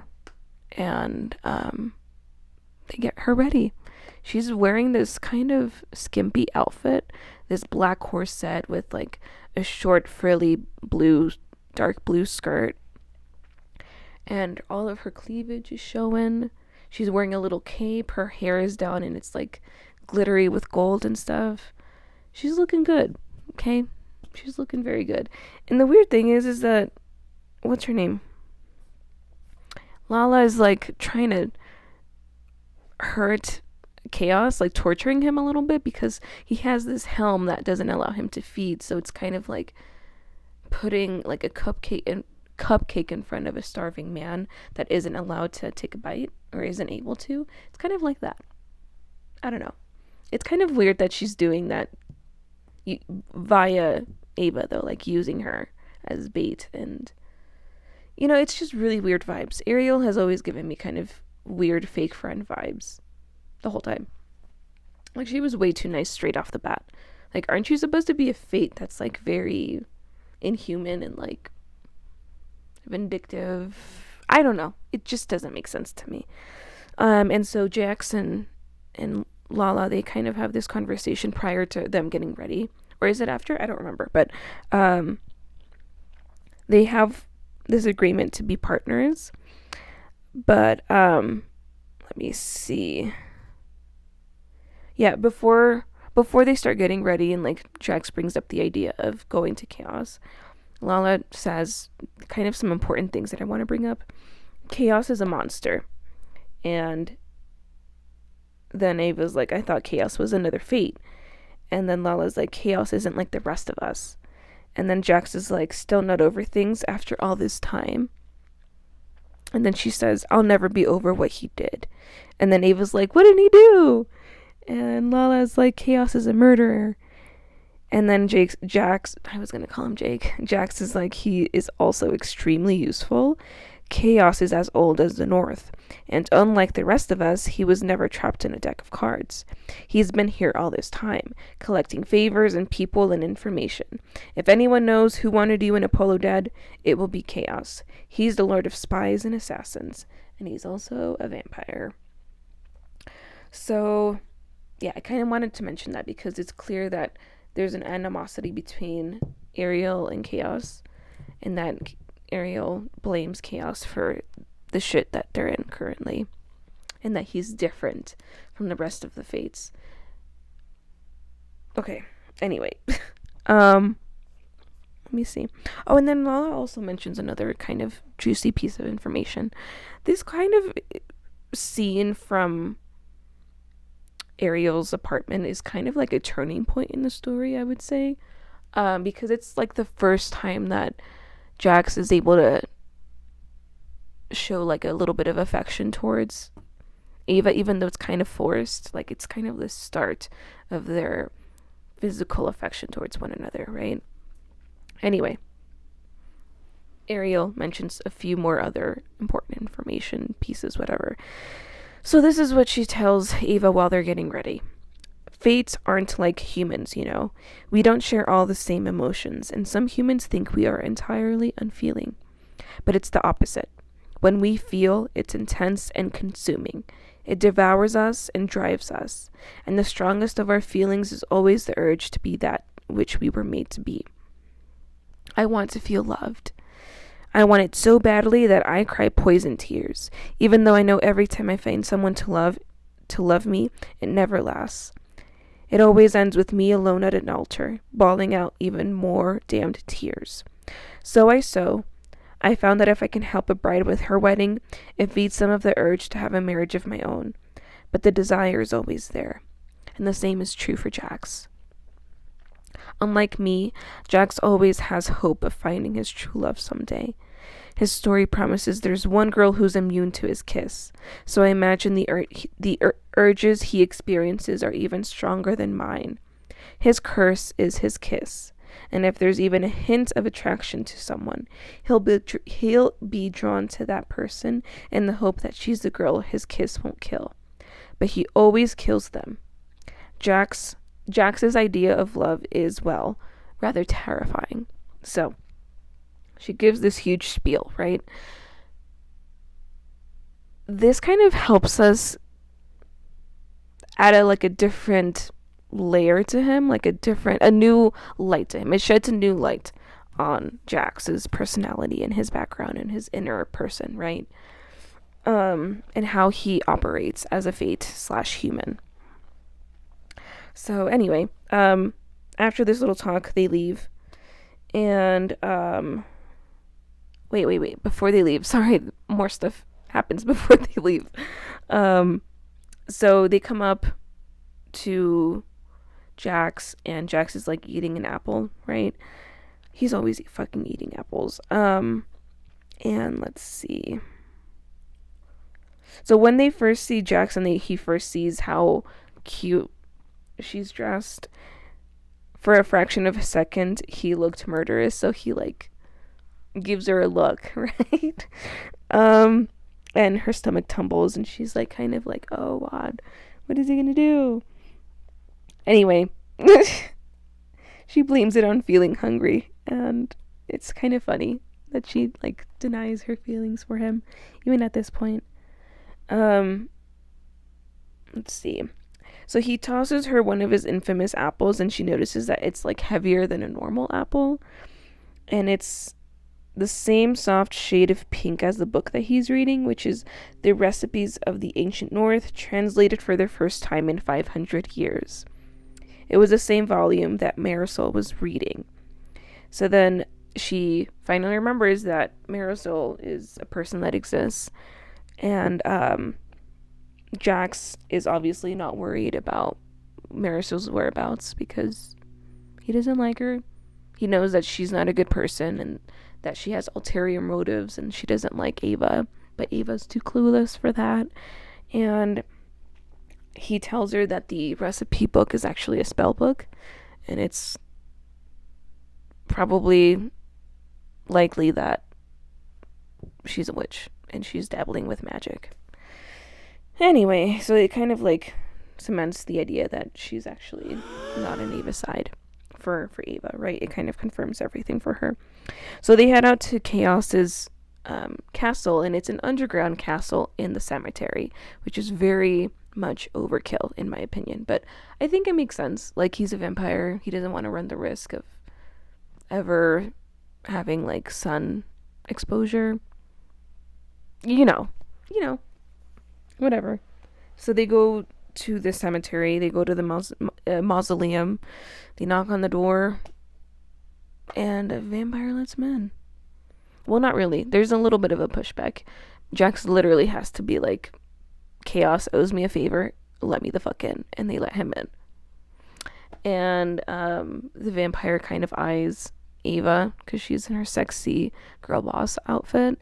And Jax like yanks her to him and like makes it very clear that she's off limits by like biting her or something. What does he do? Hold on. He nips at her ear. He like wraps an arm around her waist and nips at her ear, and it like gives her a little bit of a shiver.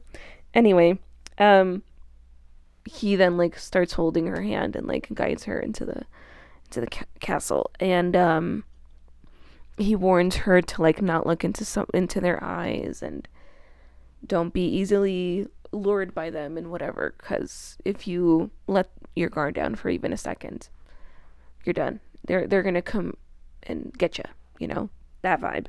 Anyway, the vampire guide takes them further into the castle, and eventually they get to this dining room area, but along the way there's a lot of like chains and like manacles and cages all throughout the castle, which is just a lot. Why would you do that? Why? Think of the vibe. Like, why would you ever want to have that many cages and manacles on your walls and floors? Like, it doesn't make sense. Anyway, he takes them to this dining room place, which is like full of cages and shit. And then Chaos walks in, and Ava's like starstruck by him, and she's like googly eyed, and it's kind of funny because she was specifically told not to look him in the eye, and that's like the first thing that she does, and she notices that his eyes are bottle green and he's the most beautiful man that she's ever seen on earth. And Jax is clearly annoyed with her, and in her mind he's like, don't do that again, don't look him in the eyes again, little fox. And Chaos is so giggled by this, so tickled by this, and he's like, you should have prepared her better, my friend. She seems particularly sensitive to allure, or maybe she just likes me more than she likes you. And then Jax is like, well, she hates me, so even if she likes you more, that's not saying very much. And then Chaos is like, are you sure about that? And he like looks at Ava again, and she has like this reaction, like I guess she feels heat on her skin whenever he looks at her. I guess vampires have that effect on humans, or maybe just on her specifically. Can't tell. Anyway, she says there were different types of vampire gazes. The gazes she felt so far just felt like heat, as if parts of her were too close to a fire. She could feel the burn coming off of Chaos now as he offered her his arm. So they walk together to this other part of the castle. And Jax warns her in her head not to get too cozy, that there is a reason why he Chaos wears a helm. And then when Ava tries to get him to elaborate on that, he's silent. He doesn't further explain, which is really irritating. Like, just tell her, bro. Just tell her. What is wrong with telling her things? Please just tell her.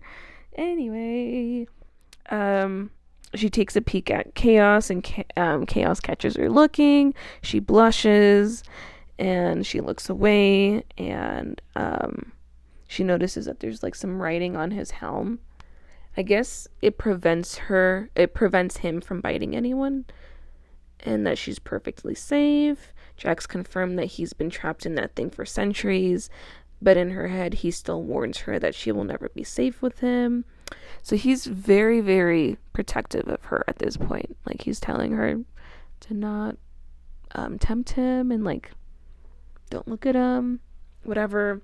It's this whole thing. They arrive at the room, and it's like a balcony that overlooks an amphitheater.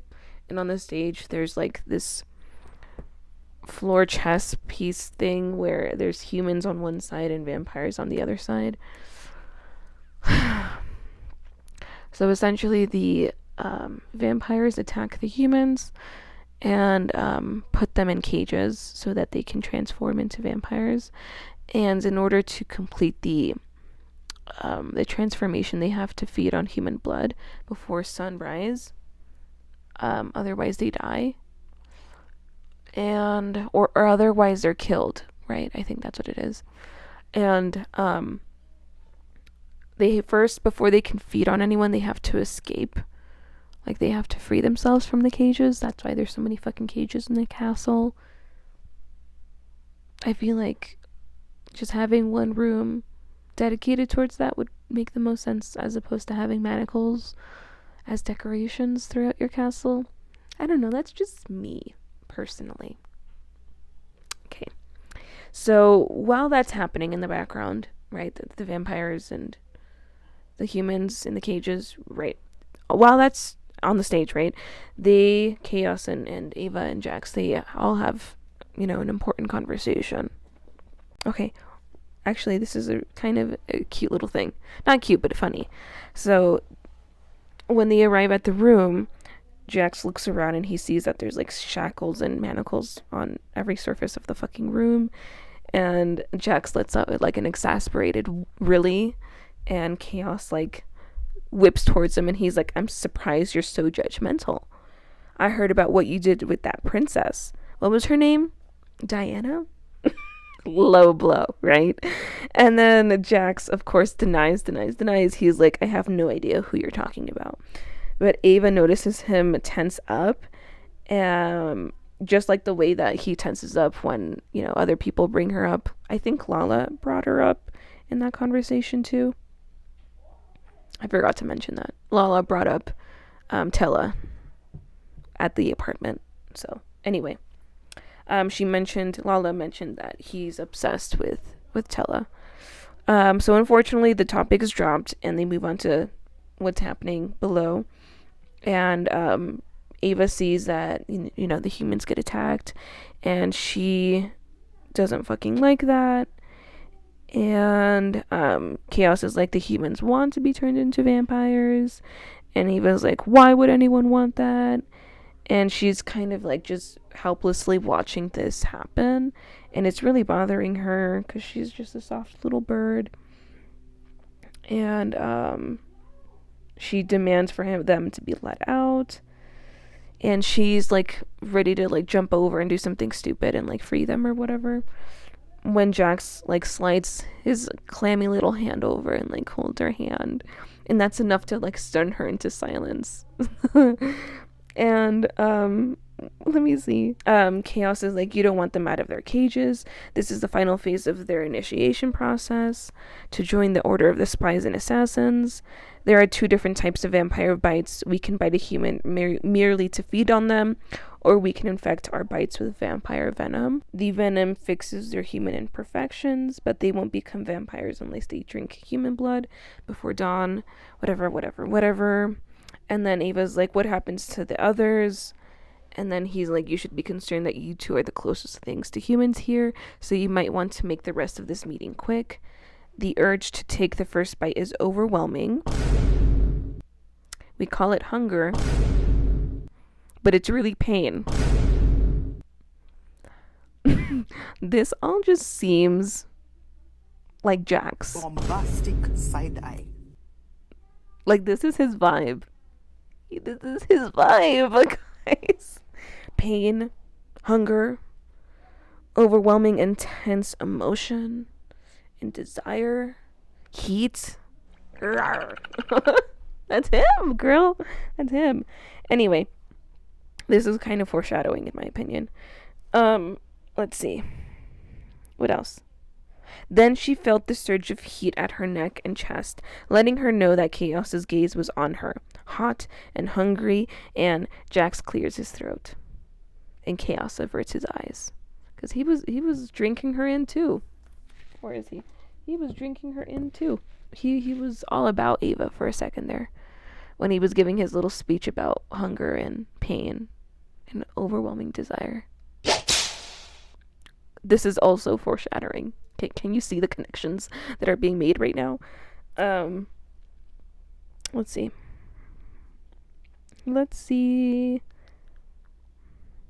Okay, the changelings might not be at full vampire strength, but the intense desire to feed and survive can sometimes make up for it. One or two of them always manage to escape.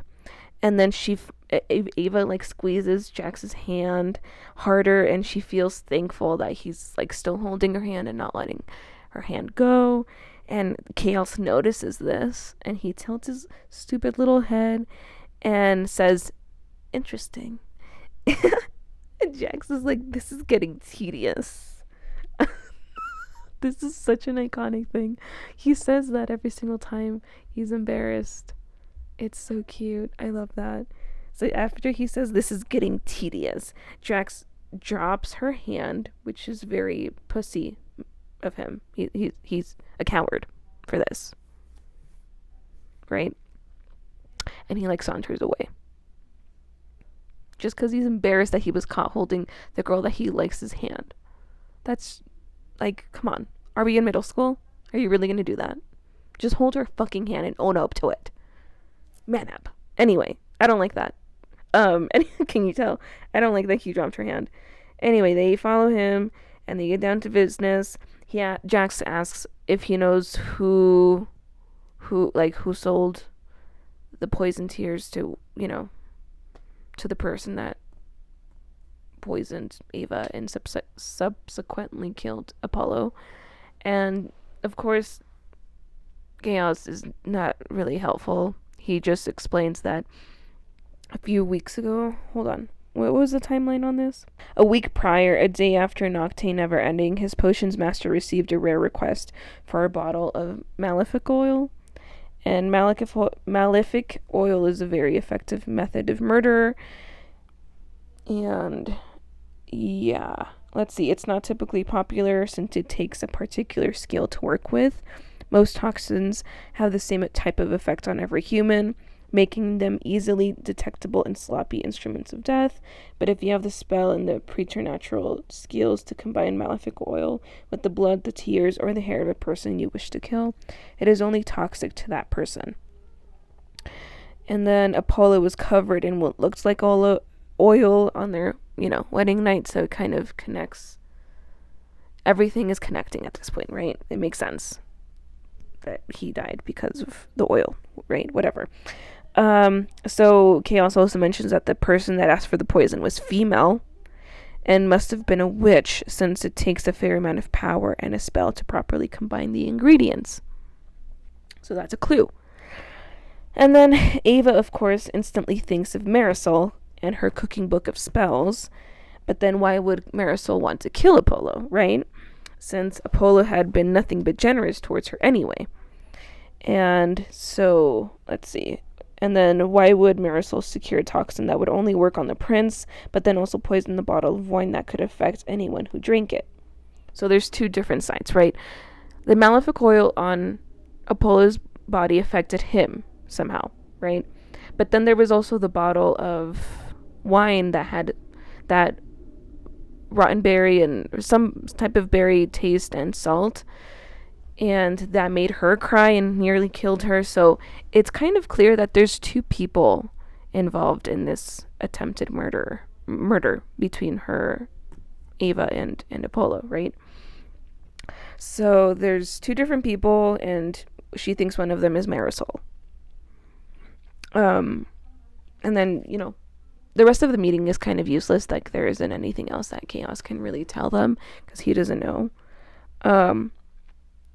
Let's see. And then when they're saying their goodbyes, I guess, Ava notices that that Chaos is wearing a medallion with a symbol on it, the head of a wolf wearing a crown, the same symbol that had been burned into the door in the library, the door that had all the books on the Valors that were locked behind it. So she thinks that he knows something about the Valerie Arch. And she asks him, where did you get the medallion? And he said, I took this from Wulfric Valor. And then Jax, of course, is like, we don't have time for this. Can we go? We don't have time for like a history lesson. And then that's when they start hearing a cage crash on the floor of the amphitheater. Oh my god. And it sounds like, the vampires are getting closer to escaping. And then, of course, Chaos is like, if you're curious about the Valors, I can tell you anything you want, since I remember the truth, because you know how there's like different theories on what exactly happened all those years ago. And he's like, I'll answer any of your questions in exchange for one bite. And then she's like, I thought you couldn't take off your helm.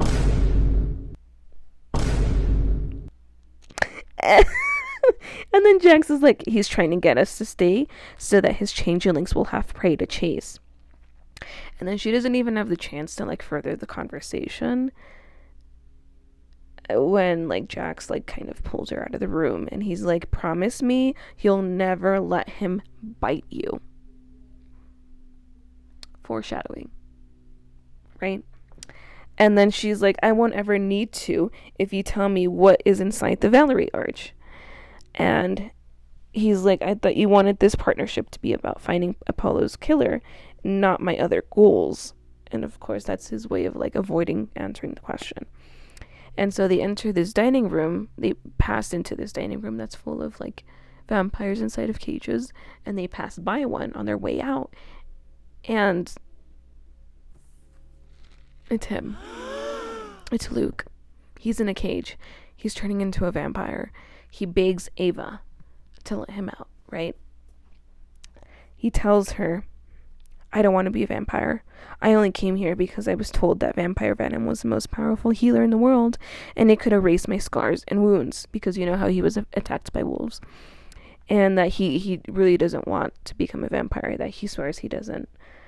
And then Jax is like, he's lying, and tries to like grab her hand and go. And she's like, no, I know you have every reason to hate me. And wait, hold on. She's like, no, and she stays to listen. And then he's like, I know you have every reason to hate me. I know I broke your heart, but I was under a curse. And then she's like, what kind of curse were you under? And then he's like, I didn't realize it until tonight, until the vampire venom was in me, and suddenly my head cleared. I can't describe what it was like before. All I know was that your stepsister was all that I could think about. She was the reason I came here. I needed to be perfect for her. After I got mauled by the wolf, my scars weren't sexy scars. And then Jax is like, hold on. He just said sexy scars. Are you really listening to this, Ava? And then Ava's like, shh. That's so iconic. And then Luke goes on to explain that after he was attacked by the wolf, Marisol rejected him after just taking one look at him because she's ungrateful. And he tried visiting after his injuries improved, but she wouldn't even answer the door. She would even ignore his letters. He grew desperate to have her, and like he was just obsessed, to have her back. And the obsession started out of nowhere too. It was actually the same day that he proposed to her. He had actually come to see Ava, but Marisol greeted him first, took his jacket, and with the slightest touch to his neck, he was hers. So she did put him under a spell. And then this is why he ended up in Chaos's underground castle, because vampire venom is one of the best healing toxins out there, and he desperately wanted to rid himself of his scars for Marisol to love him again.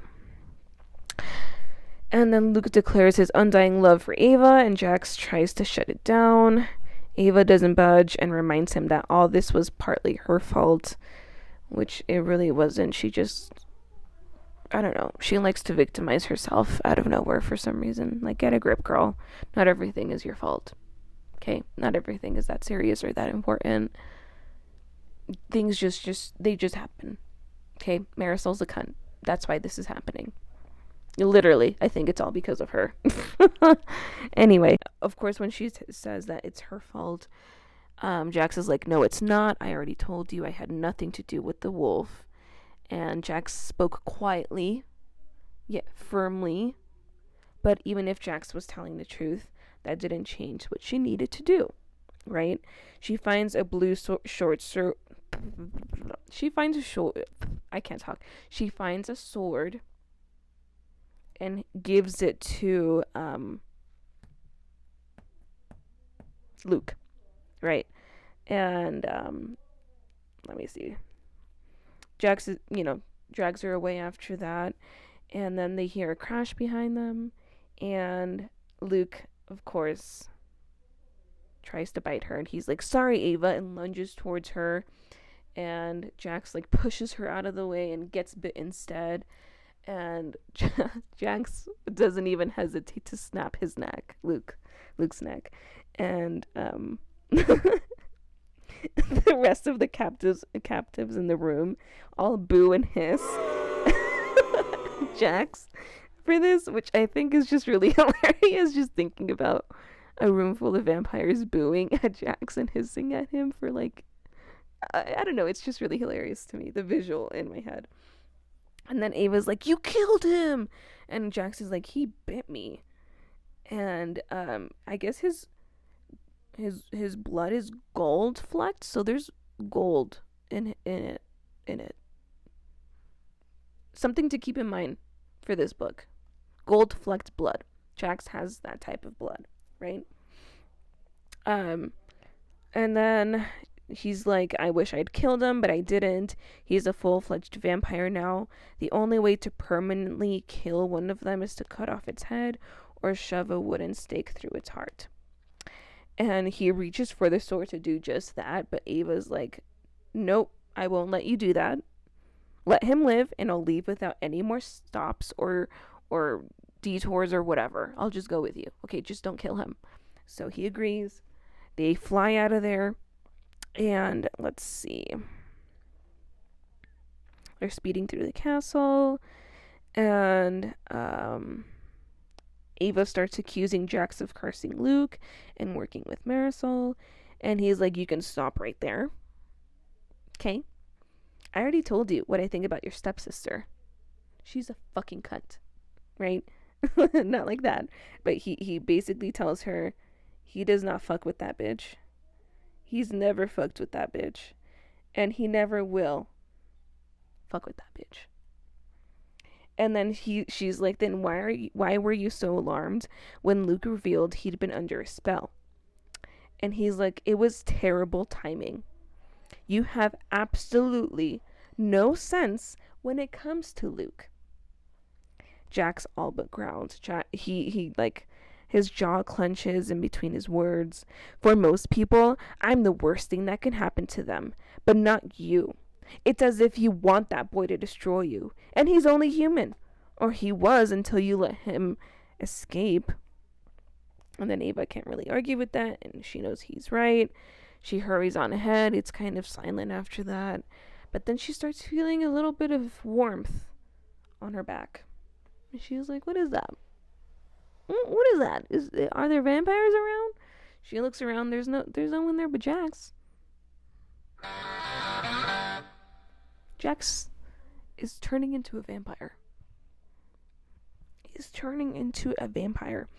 And let's see. Jax is standing very close to her, too close. His blue hair turned back to gold, and she's staring at him because Jax is just fucking beautiful and gorgeous. His skin is flushed with color. His eyes were brighter as well, a radiant sapphire blue. He looked like part fallen angel, part fallen star, and completely devastating.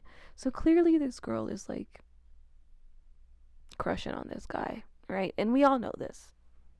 She's just not really fully comprehending that for herself, right? And then he's like, "Evangeline, stop looking at me like that. You're making this much more difficult." And then he like says this through like clenched teeth, and she catches like a glimpse of his vampire teeth, like his sharp little fangs. And let's see. That's when she finally realizes he's turning into a vampire. And then let's see. So Jax tells Ava to run away, but Ava reasons that if she does go away, he'll just find another human so that he won't be guilty of biting her. He'll just find someone else that he's not guilty of biting, right? And Jax says that he wouldn't feel guilty about biting her, that he would really like to bite her, actually. And his pupils are dilated, and wow, they're nearly black, actually. Ava notices that Luke's eyes hadn't done that. Bombastic side eye. Criminal offensive side eye. I love how she like notices these things about Jax and how different he is from her first love, but she doesn't put two and two together in her head. Like, she's just so clueless. Like, obviously this guy likes you. Obviously this guy thinks you're attractive and wants you, and this guy doesn't. Like, please, Ava, I don't know what to tell you. Please just snap out of it. Please. Jax likes you. Whatever this motherfucker wants to say, he actually does like you. In fact, he wants you. Especially as a vampire girl. Especially as a vampire. Anyway, it's just crazy how like she notices that his pupils are dilating and she's not putting two and two together. Like, baby, wake up, please. Anyway, so let's see. In the end, she leads Jax to a mausoleum where there's bars keeping the coffin safe. And Jax tells her to cut her finger and to press it to the bars and ask it to open. And she does, and they open for her immediately. She asks how he knew that would work, but he ignores her and speeds inside the cage and slams it shut. And she notices that he's very warm and flushed with heat. And she's like, I thought vampires were supposed to be cold. And he's like, vampires' venom is hot, especially when they're hungry. Remember that. Remember that. In order to distract Jax, Ava thinks it's a good idea to play 21 questions in a cage in a cemetery with hundreds of other vampires around until sunrise. You know, that's just what we're doing. So she asks him to explain what happens between him and Tella. He resists at first, telling her he never wanted to talk about her again. And she's like, well, tough luck. You're going to talk about her. And he does. He rather reluctantly explains what went down and how they first met, their first kiss, how it all fell apart after that. You can tell that Ava is jealous by the way that Jax talks about Tella, in the way that his voice softens when describing her. She even feels her insides twist painfully at the very thought of Jax kissing the princess. It twists again when he tells her that Tella is the reason why his heart started beating again, thereby making her his true love. She tries to deny feeling any jealousy within herself by telling herself that she simply feels bad for Jax because his story with Tella didn't end well. Aww. So she's denying that she has feelings for him. I don't know what to do with her. I don't know what to do with her. She can be a little bit clueless, you know, a little bit, I don't know, delusional. I'm telling you, she's probably a water sign, probably a Pisces. I don't know. She has something on her chart, probably. Anyway, Jax makes it seem like everything that happens between him and Tella wasn't a big deal, but it clearly still hurts him, and Ava can sympathize with that. She starts to reflect on her own relationship with Luke, and how she wasn't really acting out of love for him. She wasn't making loving choices. She was making compromising choices Sorry. Because she wanted love. Luke wasn't her weakness. Love was. Not even just love, but the idea of it. So she's smart. She can obviously recognize that, but she can't recognize the fact that she's falling in love with this guy. And that he is also starting to return some of those feelings. Okay, Ava, please open more of your eyes. I don't know why you're like blind to this. Anyway, this was why parts of Jack's story had resonated with her. It wasn't because she wanted Jax. Supposedly, we all know she does. She didn't want Jax. She just wanted someone to want her the way Jax had wanted Tella. And she didn't want it to be because of a spell or a curse. Ava wanted a real love, powerful enough to break a spell, which was exactly what Jax wanted too. Stephanie Garber, you need to pay for my therapy bills, because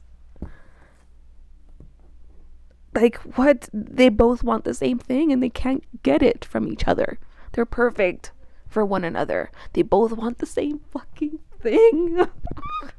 It's so frustrating. Anyway, she tries to comfort Jax, and he just teases her in return, and they end up talking about Ava's first love, which is Luke, this guy. And she explains how they met, that it was at her father's curiosity shop. The bell rang 2 whole seconds before he actually opened the door, giving her a sign that he was special. And Jax, very smart, is like, or it was trying to warn you away from him, which it was, which lines up with the prologue, that we get at the beginning of the book. And then she goes on to explain how she realized that she loved him, and Jax makes fun of her for it, and he keeps doing that until Ava snaps, and she tells him the truth. A little bit of tough love, right? She tells him that maybe the reason why Tella stopped him was because of Jack's inability to understand any emotions that are remotely human, and he flinches at that. Okay, and even blushes in shame. And she doesn't stop there. No. She goes, I bet you never even apologized for kissing her. And that's probably not even the worst thing you did. I mean, isn't your idea of romance kissing a girl and then waiting to see whether or not she dies? I know the stories say that your kisses are worth dying for, but how can they say that if everyone dies? Who wrote those stories? Did you write them to make yourself feel better? She popped off. She pops off. I love that she puts him in his place. She gives him a little bit of the truth medicine. And that's the best kind of medicine, when bitches try to try you. I don't know what? When bitches try you. I don't know why I said that twice. Anyway. And then he's like, you sound jealous. And she's like, if you think I'm jealous because someone else got to stab you, then you're right. And he's like, prove it. And he throws his infamous dagger at her feet. And she's like, what am I supposed to do with this? And he's like, you might want to use it, little fox. And then he breaks open the lock and steps up to her. He's like daring her to stab him, to show that she was actually being for real. She's about to eat her words, bitch. Okay? So we get like a semi-steamy scene between them where he almost bites her, and she has to remind him that he wants to open the Valerie Arch, that he doesn't actually want to be like a vampire. And thankfully, that's what stops him from biting her, but they stay wrapped up in each other's arms until dawn breaks, right? Here's the thing, okay? This is a direct parallel to... Wait, sorry. Oh, it's right there. Okay.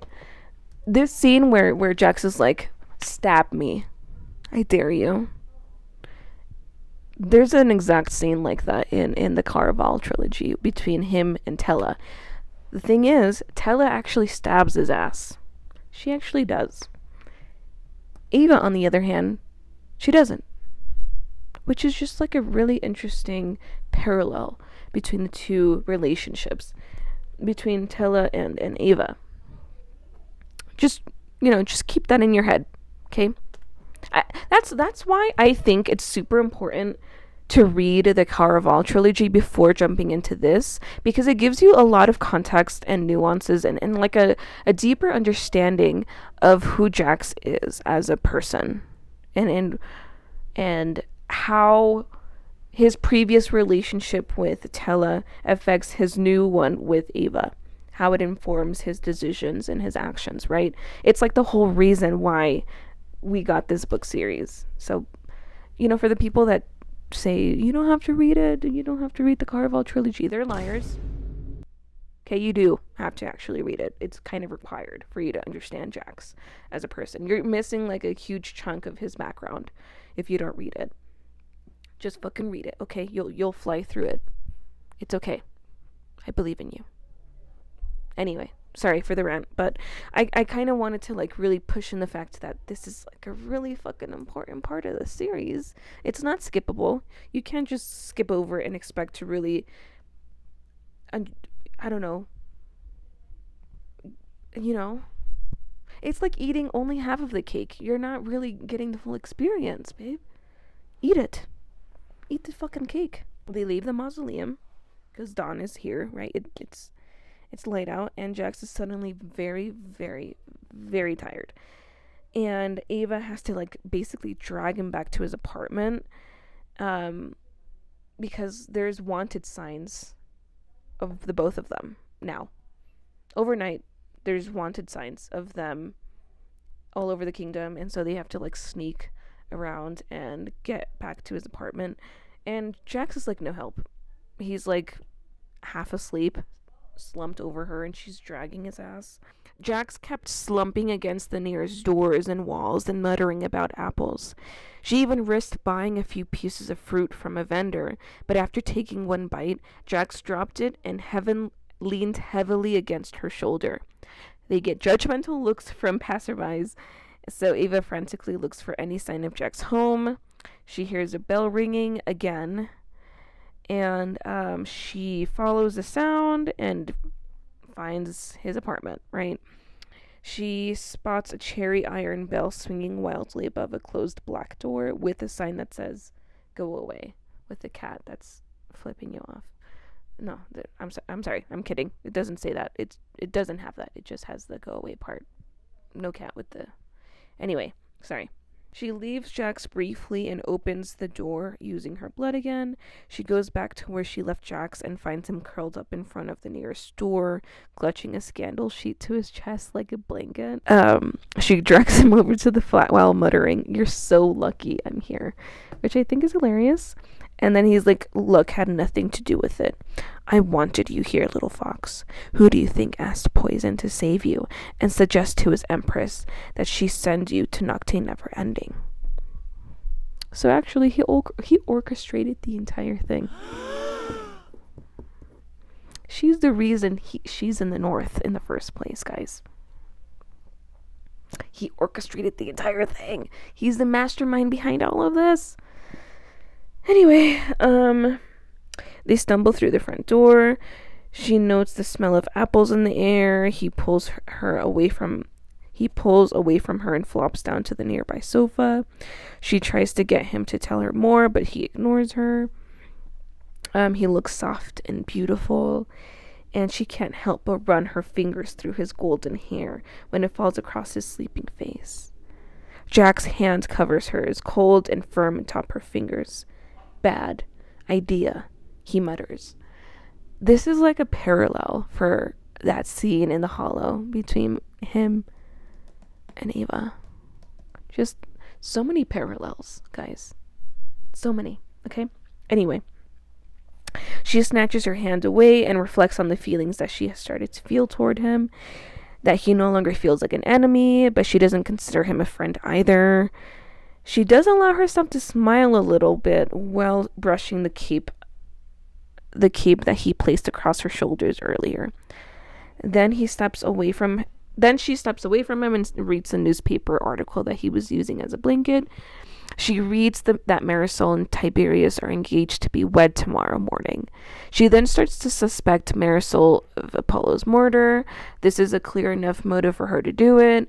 That obviously she wanted both her and Apollo gone, so that his brother Tiberius, so that she notices that Marisol kind of had a motive behind it to remove Ava and Apollo so that she can get with Apollo's brother, which is the next in line after him, and she could become queen and have what Ava had instead. So yeah.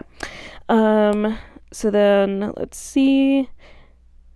She then has to like formulate a plan to get like a cure for Tiberius, because she's sure that Ava is sure that Marisol created some sort of love spell to make him fall in love with her, just the same way that she did with with Luke. So she's like, well, if she has the recipe book and so does Jax, I can just use that recipe book to make a cure for the love spell that she made, right? So first she has to find the love spell that she made, right? She finds it. She then is able to see the reference on how to undo it in the same book. She finds that, she makes it. While that's happening, though, she also is kind of snooping around his apartment. She notices bottles of Fortuna's fantastically flavored water sitting on the top of his desk, and they come in 4 different flavors: luck, curiosity, sunshine, and gratitude, all wrapped up in a bow. She drinks 2 of the bottles, luck and curiosity, and after drinking the waters, she notices a few other items. A note from her to Jax. That is when she realizes that this is Jack's flat.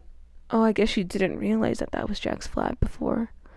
She's such an idiot. I don't know why she would think that it wasn't his apartment. I don't know. There's a bunch of other letters addressed to him. None of them ever really give her hints as to what Jax wants from the Valerie Arch. She rifles through more of his things on the desk. All she finds that are some ugly coins, a blue silk ribbon, some recent scandal sheets about her wedding, and of course, apples. Okay, gang, what did I say about reading Caraval beforehand? Y'all would know why ugly coins and a blue silk ribbon would be important if you read that, wouldn't you? Wouldn't you like to know what that's all about, right? Well, let me tell you, okay? What's his name? Jax gives Tella a key to summon him, not a key, a coin to summon him with, right? And it's an ugly coin. And Tella, her favorite color is blue. And she had a silk ribbon that he took from her. A silk bow, I guess. But yeah, it all goes back to Tella. And he has keepsakes from her because he's still not over his ex-gal. Gal? I don't know why I said that.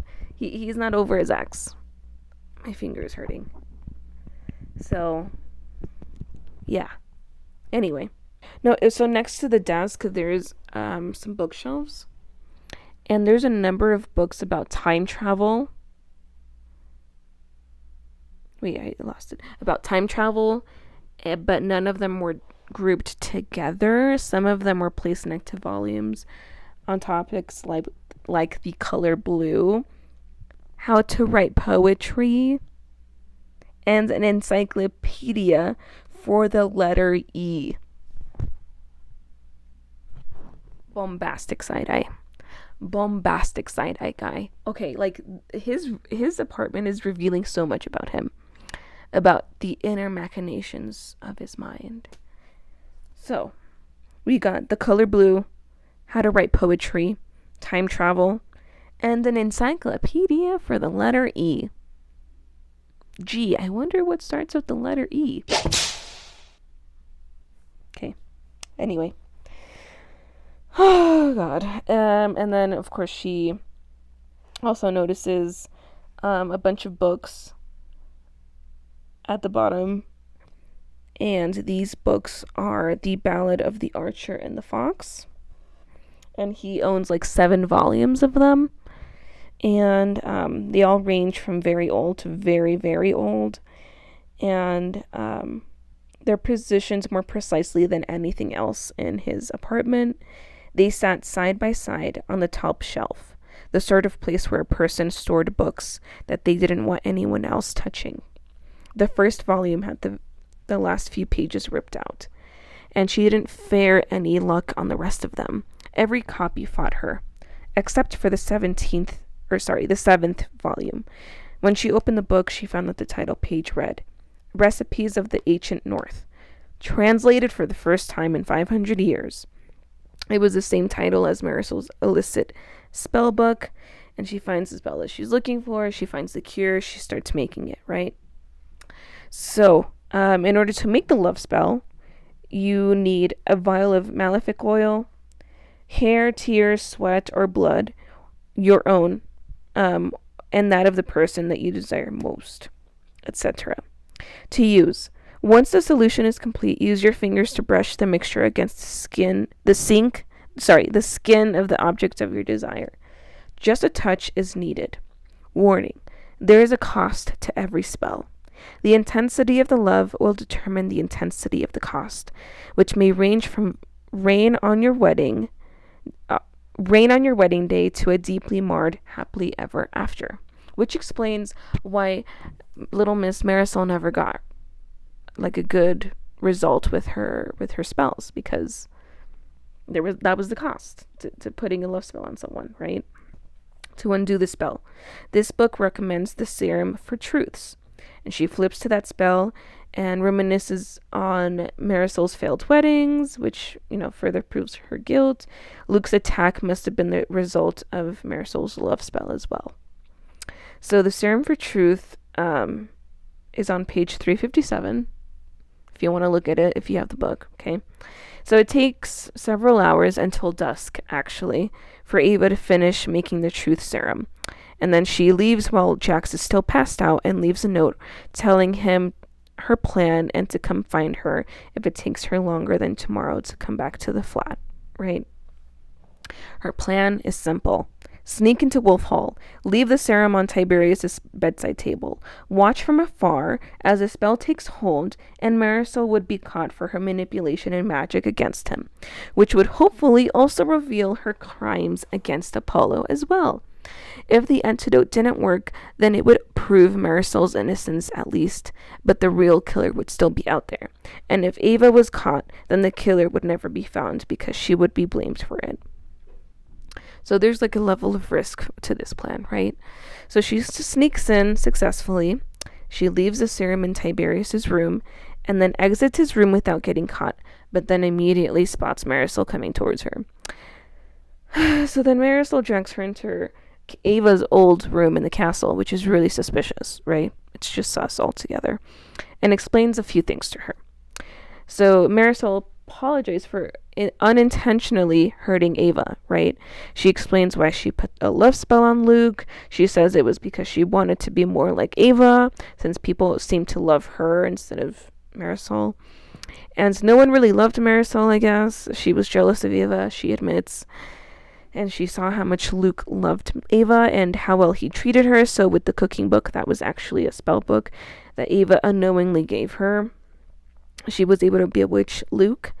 And obviously things went bad because there was a cost to the love spell. And she felt guilty for it.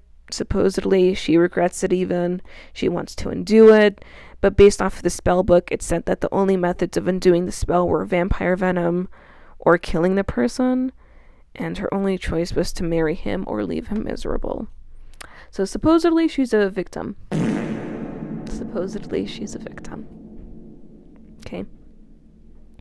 She was the one that tried to break things off after the first failed wedding, but then she was terrified of what would happen if they tried to marry again. And then when they traveled together to the north, her and Ava, she felt even more guilty at Ava's kindness. She grew even more wary of telling Ava the truth because she feared that she would end up hating her.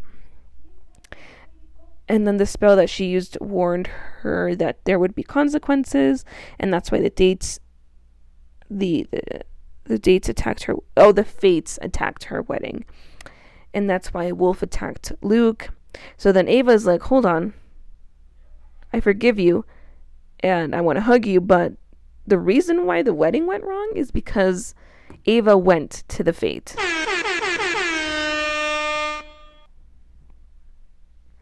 That she made a deal with the Prince of Hearts to stop the wedding. And because she tells this crazy bitch that, she's like, wait, hold on. So the fates weren't actually trying to seek justice on me? It's because your ass did it instead? Right? And she turns on her. She accuses Ava of ruining her wedding on purpose so she could be a hero and she would become the cursed bride, which obviously isn't true, but then she tries to make it seem like Ava did something worse than what Marisol did and calls the guards on Ava. And this is why you don't forgive and forget. Because bitches will try this on you. Okay? Don't do it. Don't do it. Okay? Anyway. She calls the guards on her. And the guards come rushing into the room. Tiberius bursts in. He tells the guards to take Ava to his room for questioning. They tie her up. And Tiberius tells everyone to leave them alone. He heats the tip of a trident on the fire, in the fireplace, and drinks the serum that she left him, right? And Ava knows that she has to buy some time before he kills her so that the serum can take effect, right? So she says, the last time I saw you, you said that when we meet again, you'd tell me why you had disappeared. Because when her and Apollo initially got engaged, Tiberius kind of just left the castle and didn't want to speak to them until the night of their wedding, where they like danced together, and like it was weird. Anyway, he told her that the next time, you know, that they see each other, he would explain why he left in the first place. And then he's like, I left after my brother and I fought about you. I told him you weren't the savior everyone claimed. I told him you'd be the death of him. And then she's like, why would you think that? And he's like, all that matters is I was right. And she's like, no, I didn't do this. I didn't kill your brother. And he's like, I know. I've known it the whole time. And she's like, I don't understand. If you know I'm innocent, why are you doing this? It's too dangerous to let you live. He pulls down the neck of his doublet, revealing a dark black tattoo of a broken skeleton key. That's such an ugly tattoo. Do you know what this is? This is a symbol of the Protectorate. The Fortuna matriarch had a key that looked similar to his tattoo. And she had tried to kill Ava when she suspected Ava of being the girl from the prophecy. And then he goes on to explain that she has to die no matter what, that the Valerie Arch cannot be opened. He doesn't want to kill her, but it's his duty to prevent the arch from opening. And by this point, Tiberius had drank the entire serum and was starting to feel some of the symptoms, which is fatigue, impaired decision-making and judgment, dizziness, the inability to tell a lie, and the urge to reveal any unspoken truth. She urges him to tell her what the prophecy says. If he's going to kill her because, you know, he thinks it's about her, she should at least know the entire thing, right? So here's what it says, right? Now we know what it says in its entirety because we've only gotten bits and pieces of it thus far. This arch may only be unlocked with a key that has not yet been forged. Conceived in the north, born in the south, ye will know this key because she will be crowned in rose gold. She will be both peasant and princess, a fugitive wrongly accused, and only her willing blood will open the arch. She fits everything except the last one. So she tells Tiberius she doesn't actually want to open the arch, and he's like, it doesn't matter. It does not matter. Magic things always want to do that which what they were created to do. Doesn't that sound kind of similar to what fates have to do? Like they always want to do what they were created to do because they're magical beings. And so is she. She is also a magical being. Guys, come on, put on your thinking caps. What does this mean? What does this mean? Tell me in the comments. Okay? Anyway. What else does they say? She insists that she's not a magical thing, and he's like, that she's just a girl with pink hair. And he's like, I don't care. He's gonna kill her and whatever. And then when she convinces him to bring the guards back inside, he does. Okay, hold on. Let me reread what I just wrote. She convinces him to bring the guards back inside to tell them her crimes and have them kill her instead. It's what Apollo would have wanted, right? So she, like, girl boss manipulates her way out of getting killed by getting him to bring the guards inside. So he brings them inside. She asks him to tell the guards of her crimes. He tells them instead the truth, which is that he... Hold on. Let me just read exactly what I wrote, okay? Instead of paraphrasing. It's just less complicated than that. She asks him to tell the guards of her crimes. He tries to tell them she killed Apollo, but he can't because of the truth serum. You can't say it, can you? I gave you the truth serum, which is why you can't honestly say that I killed your brother. Ask him. Ava begs the guards. Ask him who killed Apollo. He tries to say something, but he keeps stuttering, stopping mid-sentence and then starting a new sentence instead. He keeps breaking off because he can't lie, and he knows that I'm innocent, and I had no reason or desire to kill Apollo. I was a person with nothing to gain and everything to lose, and Tiberius knows that. And then he, like... he's like, she's telling the truth, and his face turns red. Evangeline didn't kill my brother. I did. And he's like, I didn't mean to kill him. It was supposed to be you. I didn't want to hurt my brother. I found a poison, a fate's tears that were only supposed to affect females. But it seems that story was a lie. Tears finally streamed down Tiberius's cheeks, long, endless rivers of them. And Ava starts crying with him too. And in parentheses, derogatory is what I wrote, because she's always fucking crying.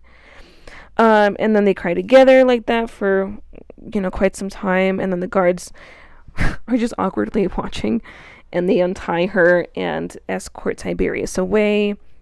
Marisol is outside, and Tiberius tells her to fuck off, and if he ever sees her again, he'll kill her, which is just a cherry on top. They also lock Marisol away, and then Ava, for some reason, is like, I can't really blame everything on Marisol, because Tiberius is also part of this. But Ava did wonder what would have happened if Marisol hadn't put that spell on Luke all those months ago. Would fate had intervened in another way to turn Ava into the girl in the Valerie Arch prophecy? And then she kind of turns from fugitive to avenged princess overnight. People are like flocking towards her, making her feel better. She's just, worried about Jax because he hasn't woken up yet. And she's like getting ready to leave the castle again to look for him when she hears Jax say in her head, "Little fox, where are you?" And she's like, "It's about time. I'm heading towards you right now." And he's like, "Don't." Jax's voice turned worrying. Jax's voice turned worried. "I'll come to you." And then Ava found herself smiling just a little. She liked that he sounded concerned. And then she's like, "Just wait for me." And then she has Havelock, one of Apollo's guards, lead her to the unfamiliar part of the castle where Jax is at. So I guess she's taking a while, and Jax in her head is like, "Did you get lost, little fox?" And then she's like, "Maybe you should meet me after all." And then to Havelock, she's like, "I think I'm going to turn around." And then someone new pops up and is like, "That would be a mistake." And Ava's like, "Who are you?" And the girl is around her age. She has long black hair, a birthmark on her cheek. And the girl was dressed as a palace servant in a little cap and wool gown with a cream apron. I don't know why I'm describing this to her, but Stephanie Garber described her, and I feel like she'll become more important eventually, maybe. I don't know. Ava is like, what's going on? She reaches for Jax's dagger because she still has that. And the girl's like, Havelock and I aren't here to hurt you. We have something we need to show you. And then they both tell her that Prince Apollo is actually alive, that they have kept him hidden and safe, and that he's like in a room in the basement. And so they take her to that basement, and he's like in a suspended state, and that he kind of looks dead, but if she touches him, he's actually still breathing and alive. And so she goes over to Apollo and feels his chest for a pulse, and there is one, but it's just barely there, right? And the girl and Havelock reveal that their names are Pedra, that her name is Pedra of the Damned, and they explain that Apollo was found to be dead and Ava was taken away on their wedding night. Tiberius immediately became engaged. Havelock sent for Pedra to come in and identify who Apollo's true killer is. Pedra has this special power where she's able to steal secrets that people take to their graves. When she paid Apollo's corpse a visit, she found that he didn't have any secrets, and that is when she realized that he wasn't actually dead, but rather in a suspended state. And that being in a suspended state simply means that it pauses life. Unless he's revived, Prince Apollo could stay like this for centuries without aging. It's believed that Honor of Valor used it as part of her healing for people who she couldn't help immediately. Unfortunately, no one knows how she did it or how to wake someone up from it. The practice of it was believed to have been lost with her death.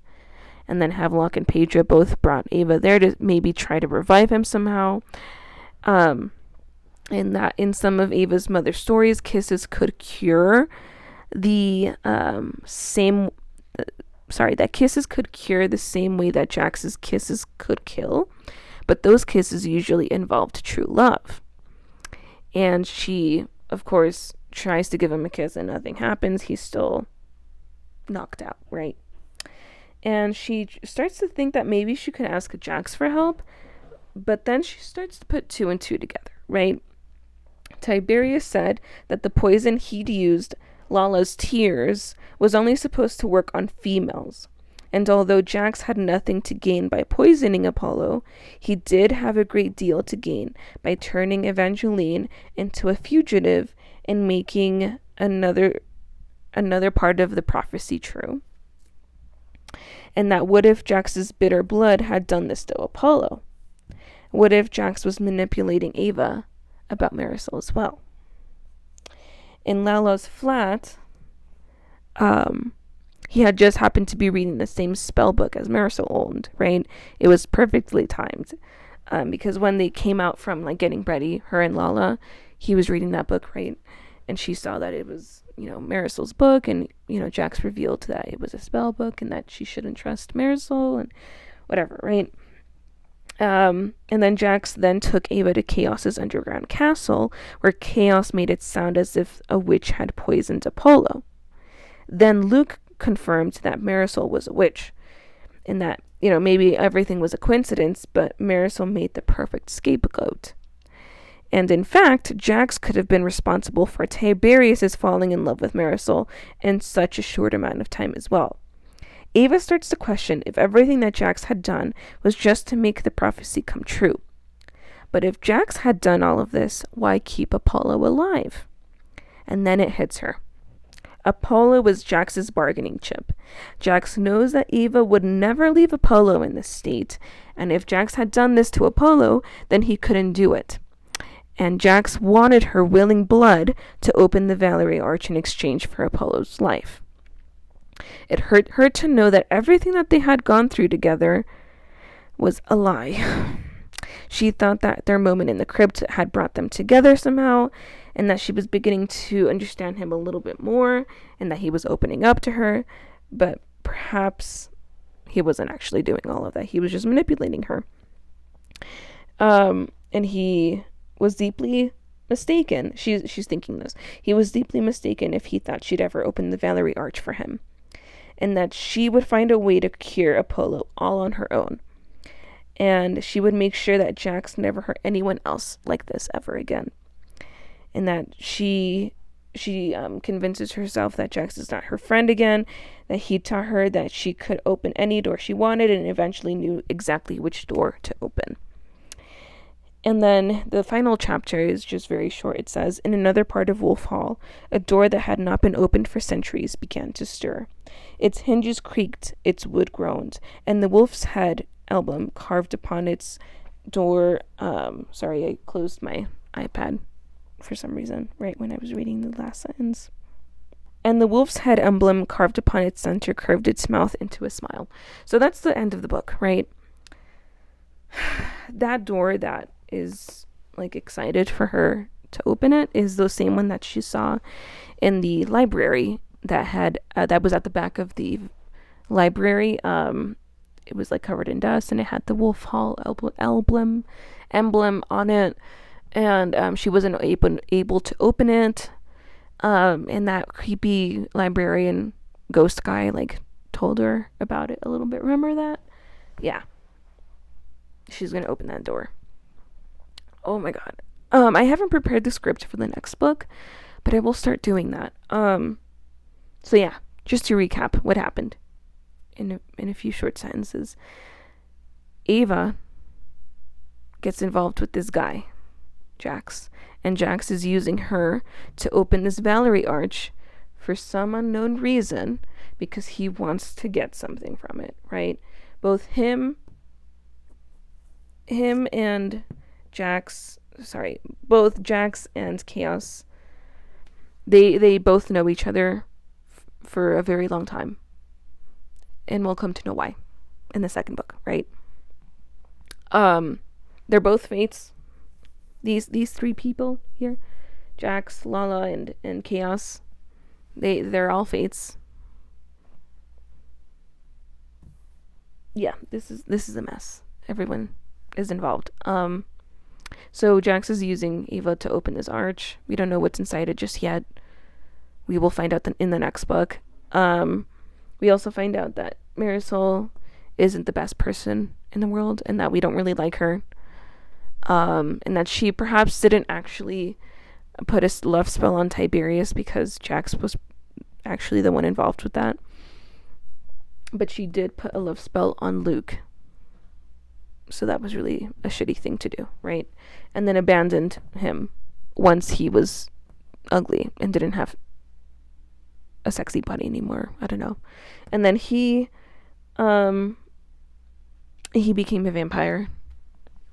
And he, I guess, doesn't really want Ava anymore like that. I don't really believe him in saying that he still loved Ava after everything. I don't think that's true.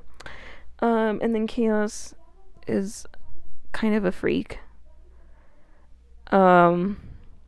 He is a fate. He's the leader of the assassins of spies. Chaos is willing to tell Ava more about the truth whenever she wants to know more about the truth, as long as he gets a bite. Quirky. In a quirky way. But not really. He's being serious. And Jax is very protective of Ava, but also he's willing to use her for his own gains. What else? She's a princess now, a full-fledged princess. Apollo is alive, but he's just in a suspended state. In the same way that the Valors used to do to people to heal them and shit. Oh my god, I'm tired. My hips are hurting. Okay, so all in all, this is a good series. Go read it. When I finish recapping the first two books, I will tell you guys my theories and fan theories about what we think will happen in the third book, because there's a lot of theories out there that I want to bring up, but I can only bring it up once I talk about everything that happens in the first 2 books so you guys know the connections that need to be made. Okay. Thank you for watching. I will, oh my god, my fingers. I will try my best to get these videos out to you as soon as possible. Of course, I will recap A Curse for True Love once it comes out. I've bought so many of the editions. Like, any edition that has come out for it, I've pre-ordered that bitch. I don't care. I'm gonna buy every single book. Every single one. I'm obsessed with this series. Okay, I have to have it. I have to have it. And the sad thing is, I didn't get the pre-order gift for the Curse for True Love one. The one where it's the newspaper article. I wish I had that one. I applied for it. I didn't get it though. So that was sad. Okay, anyway, yeah.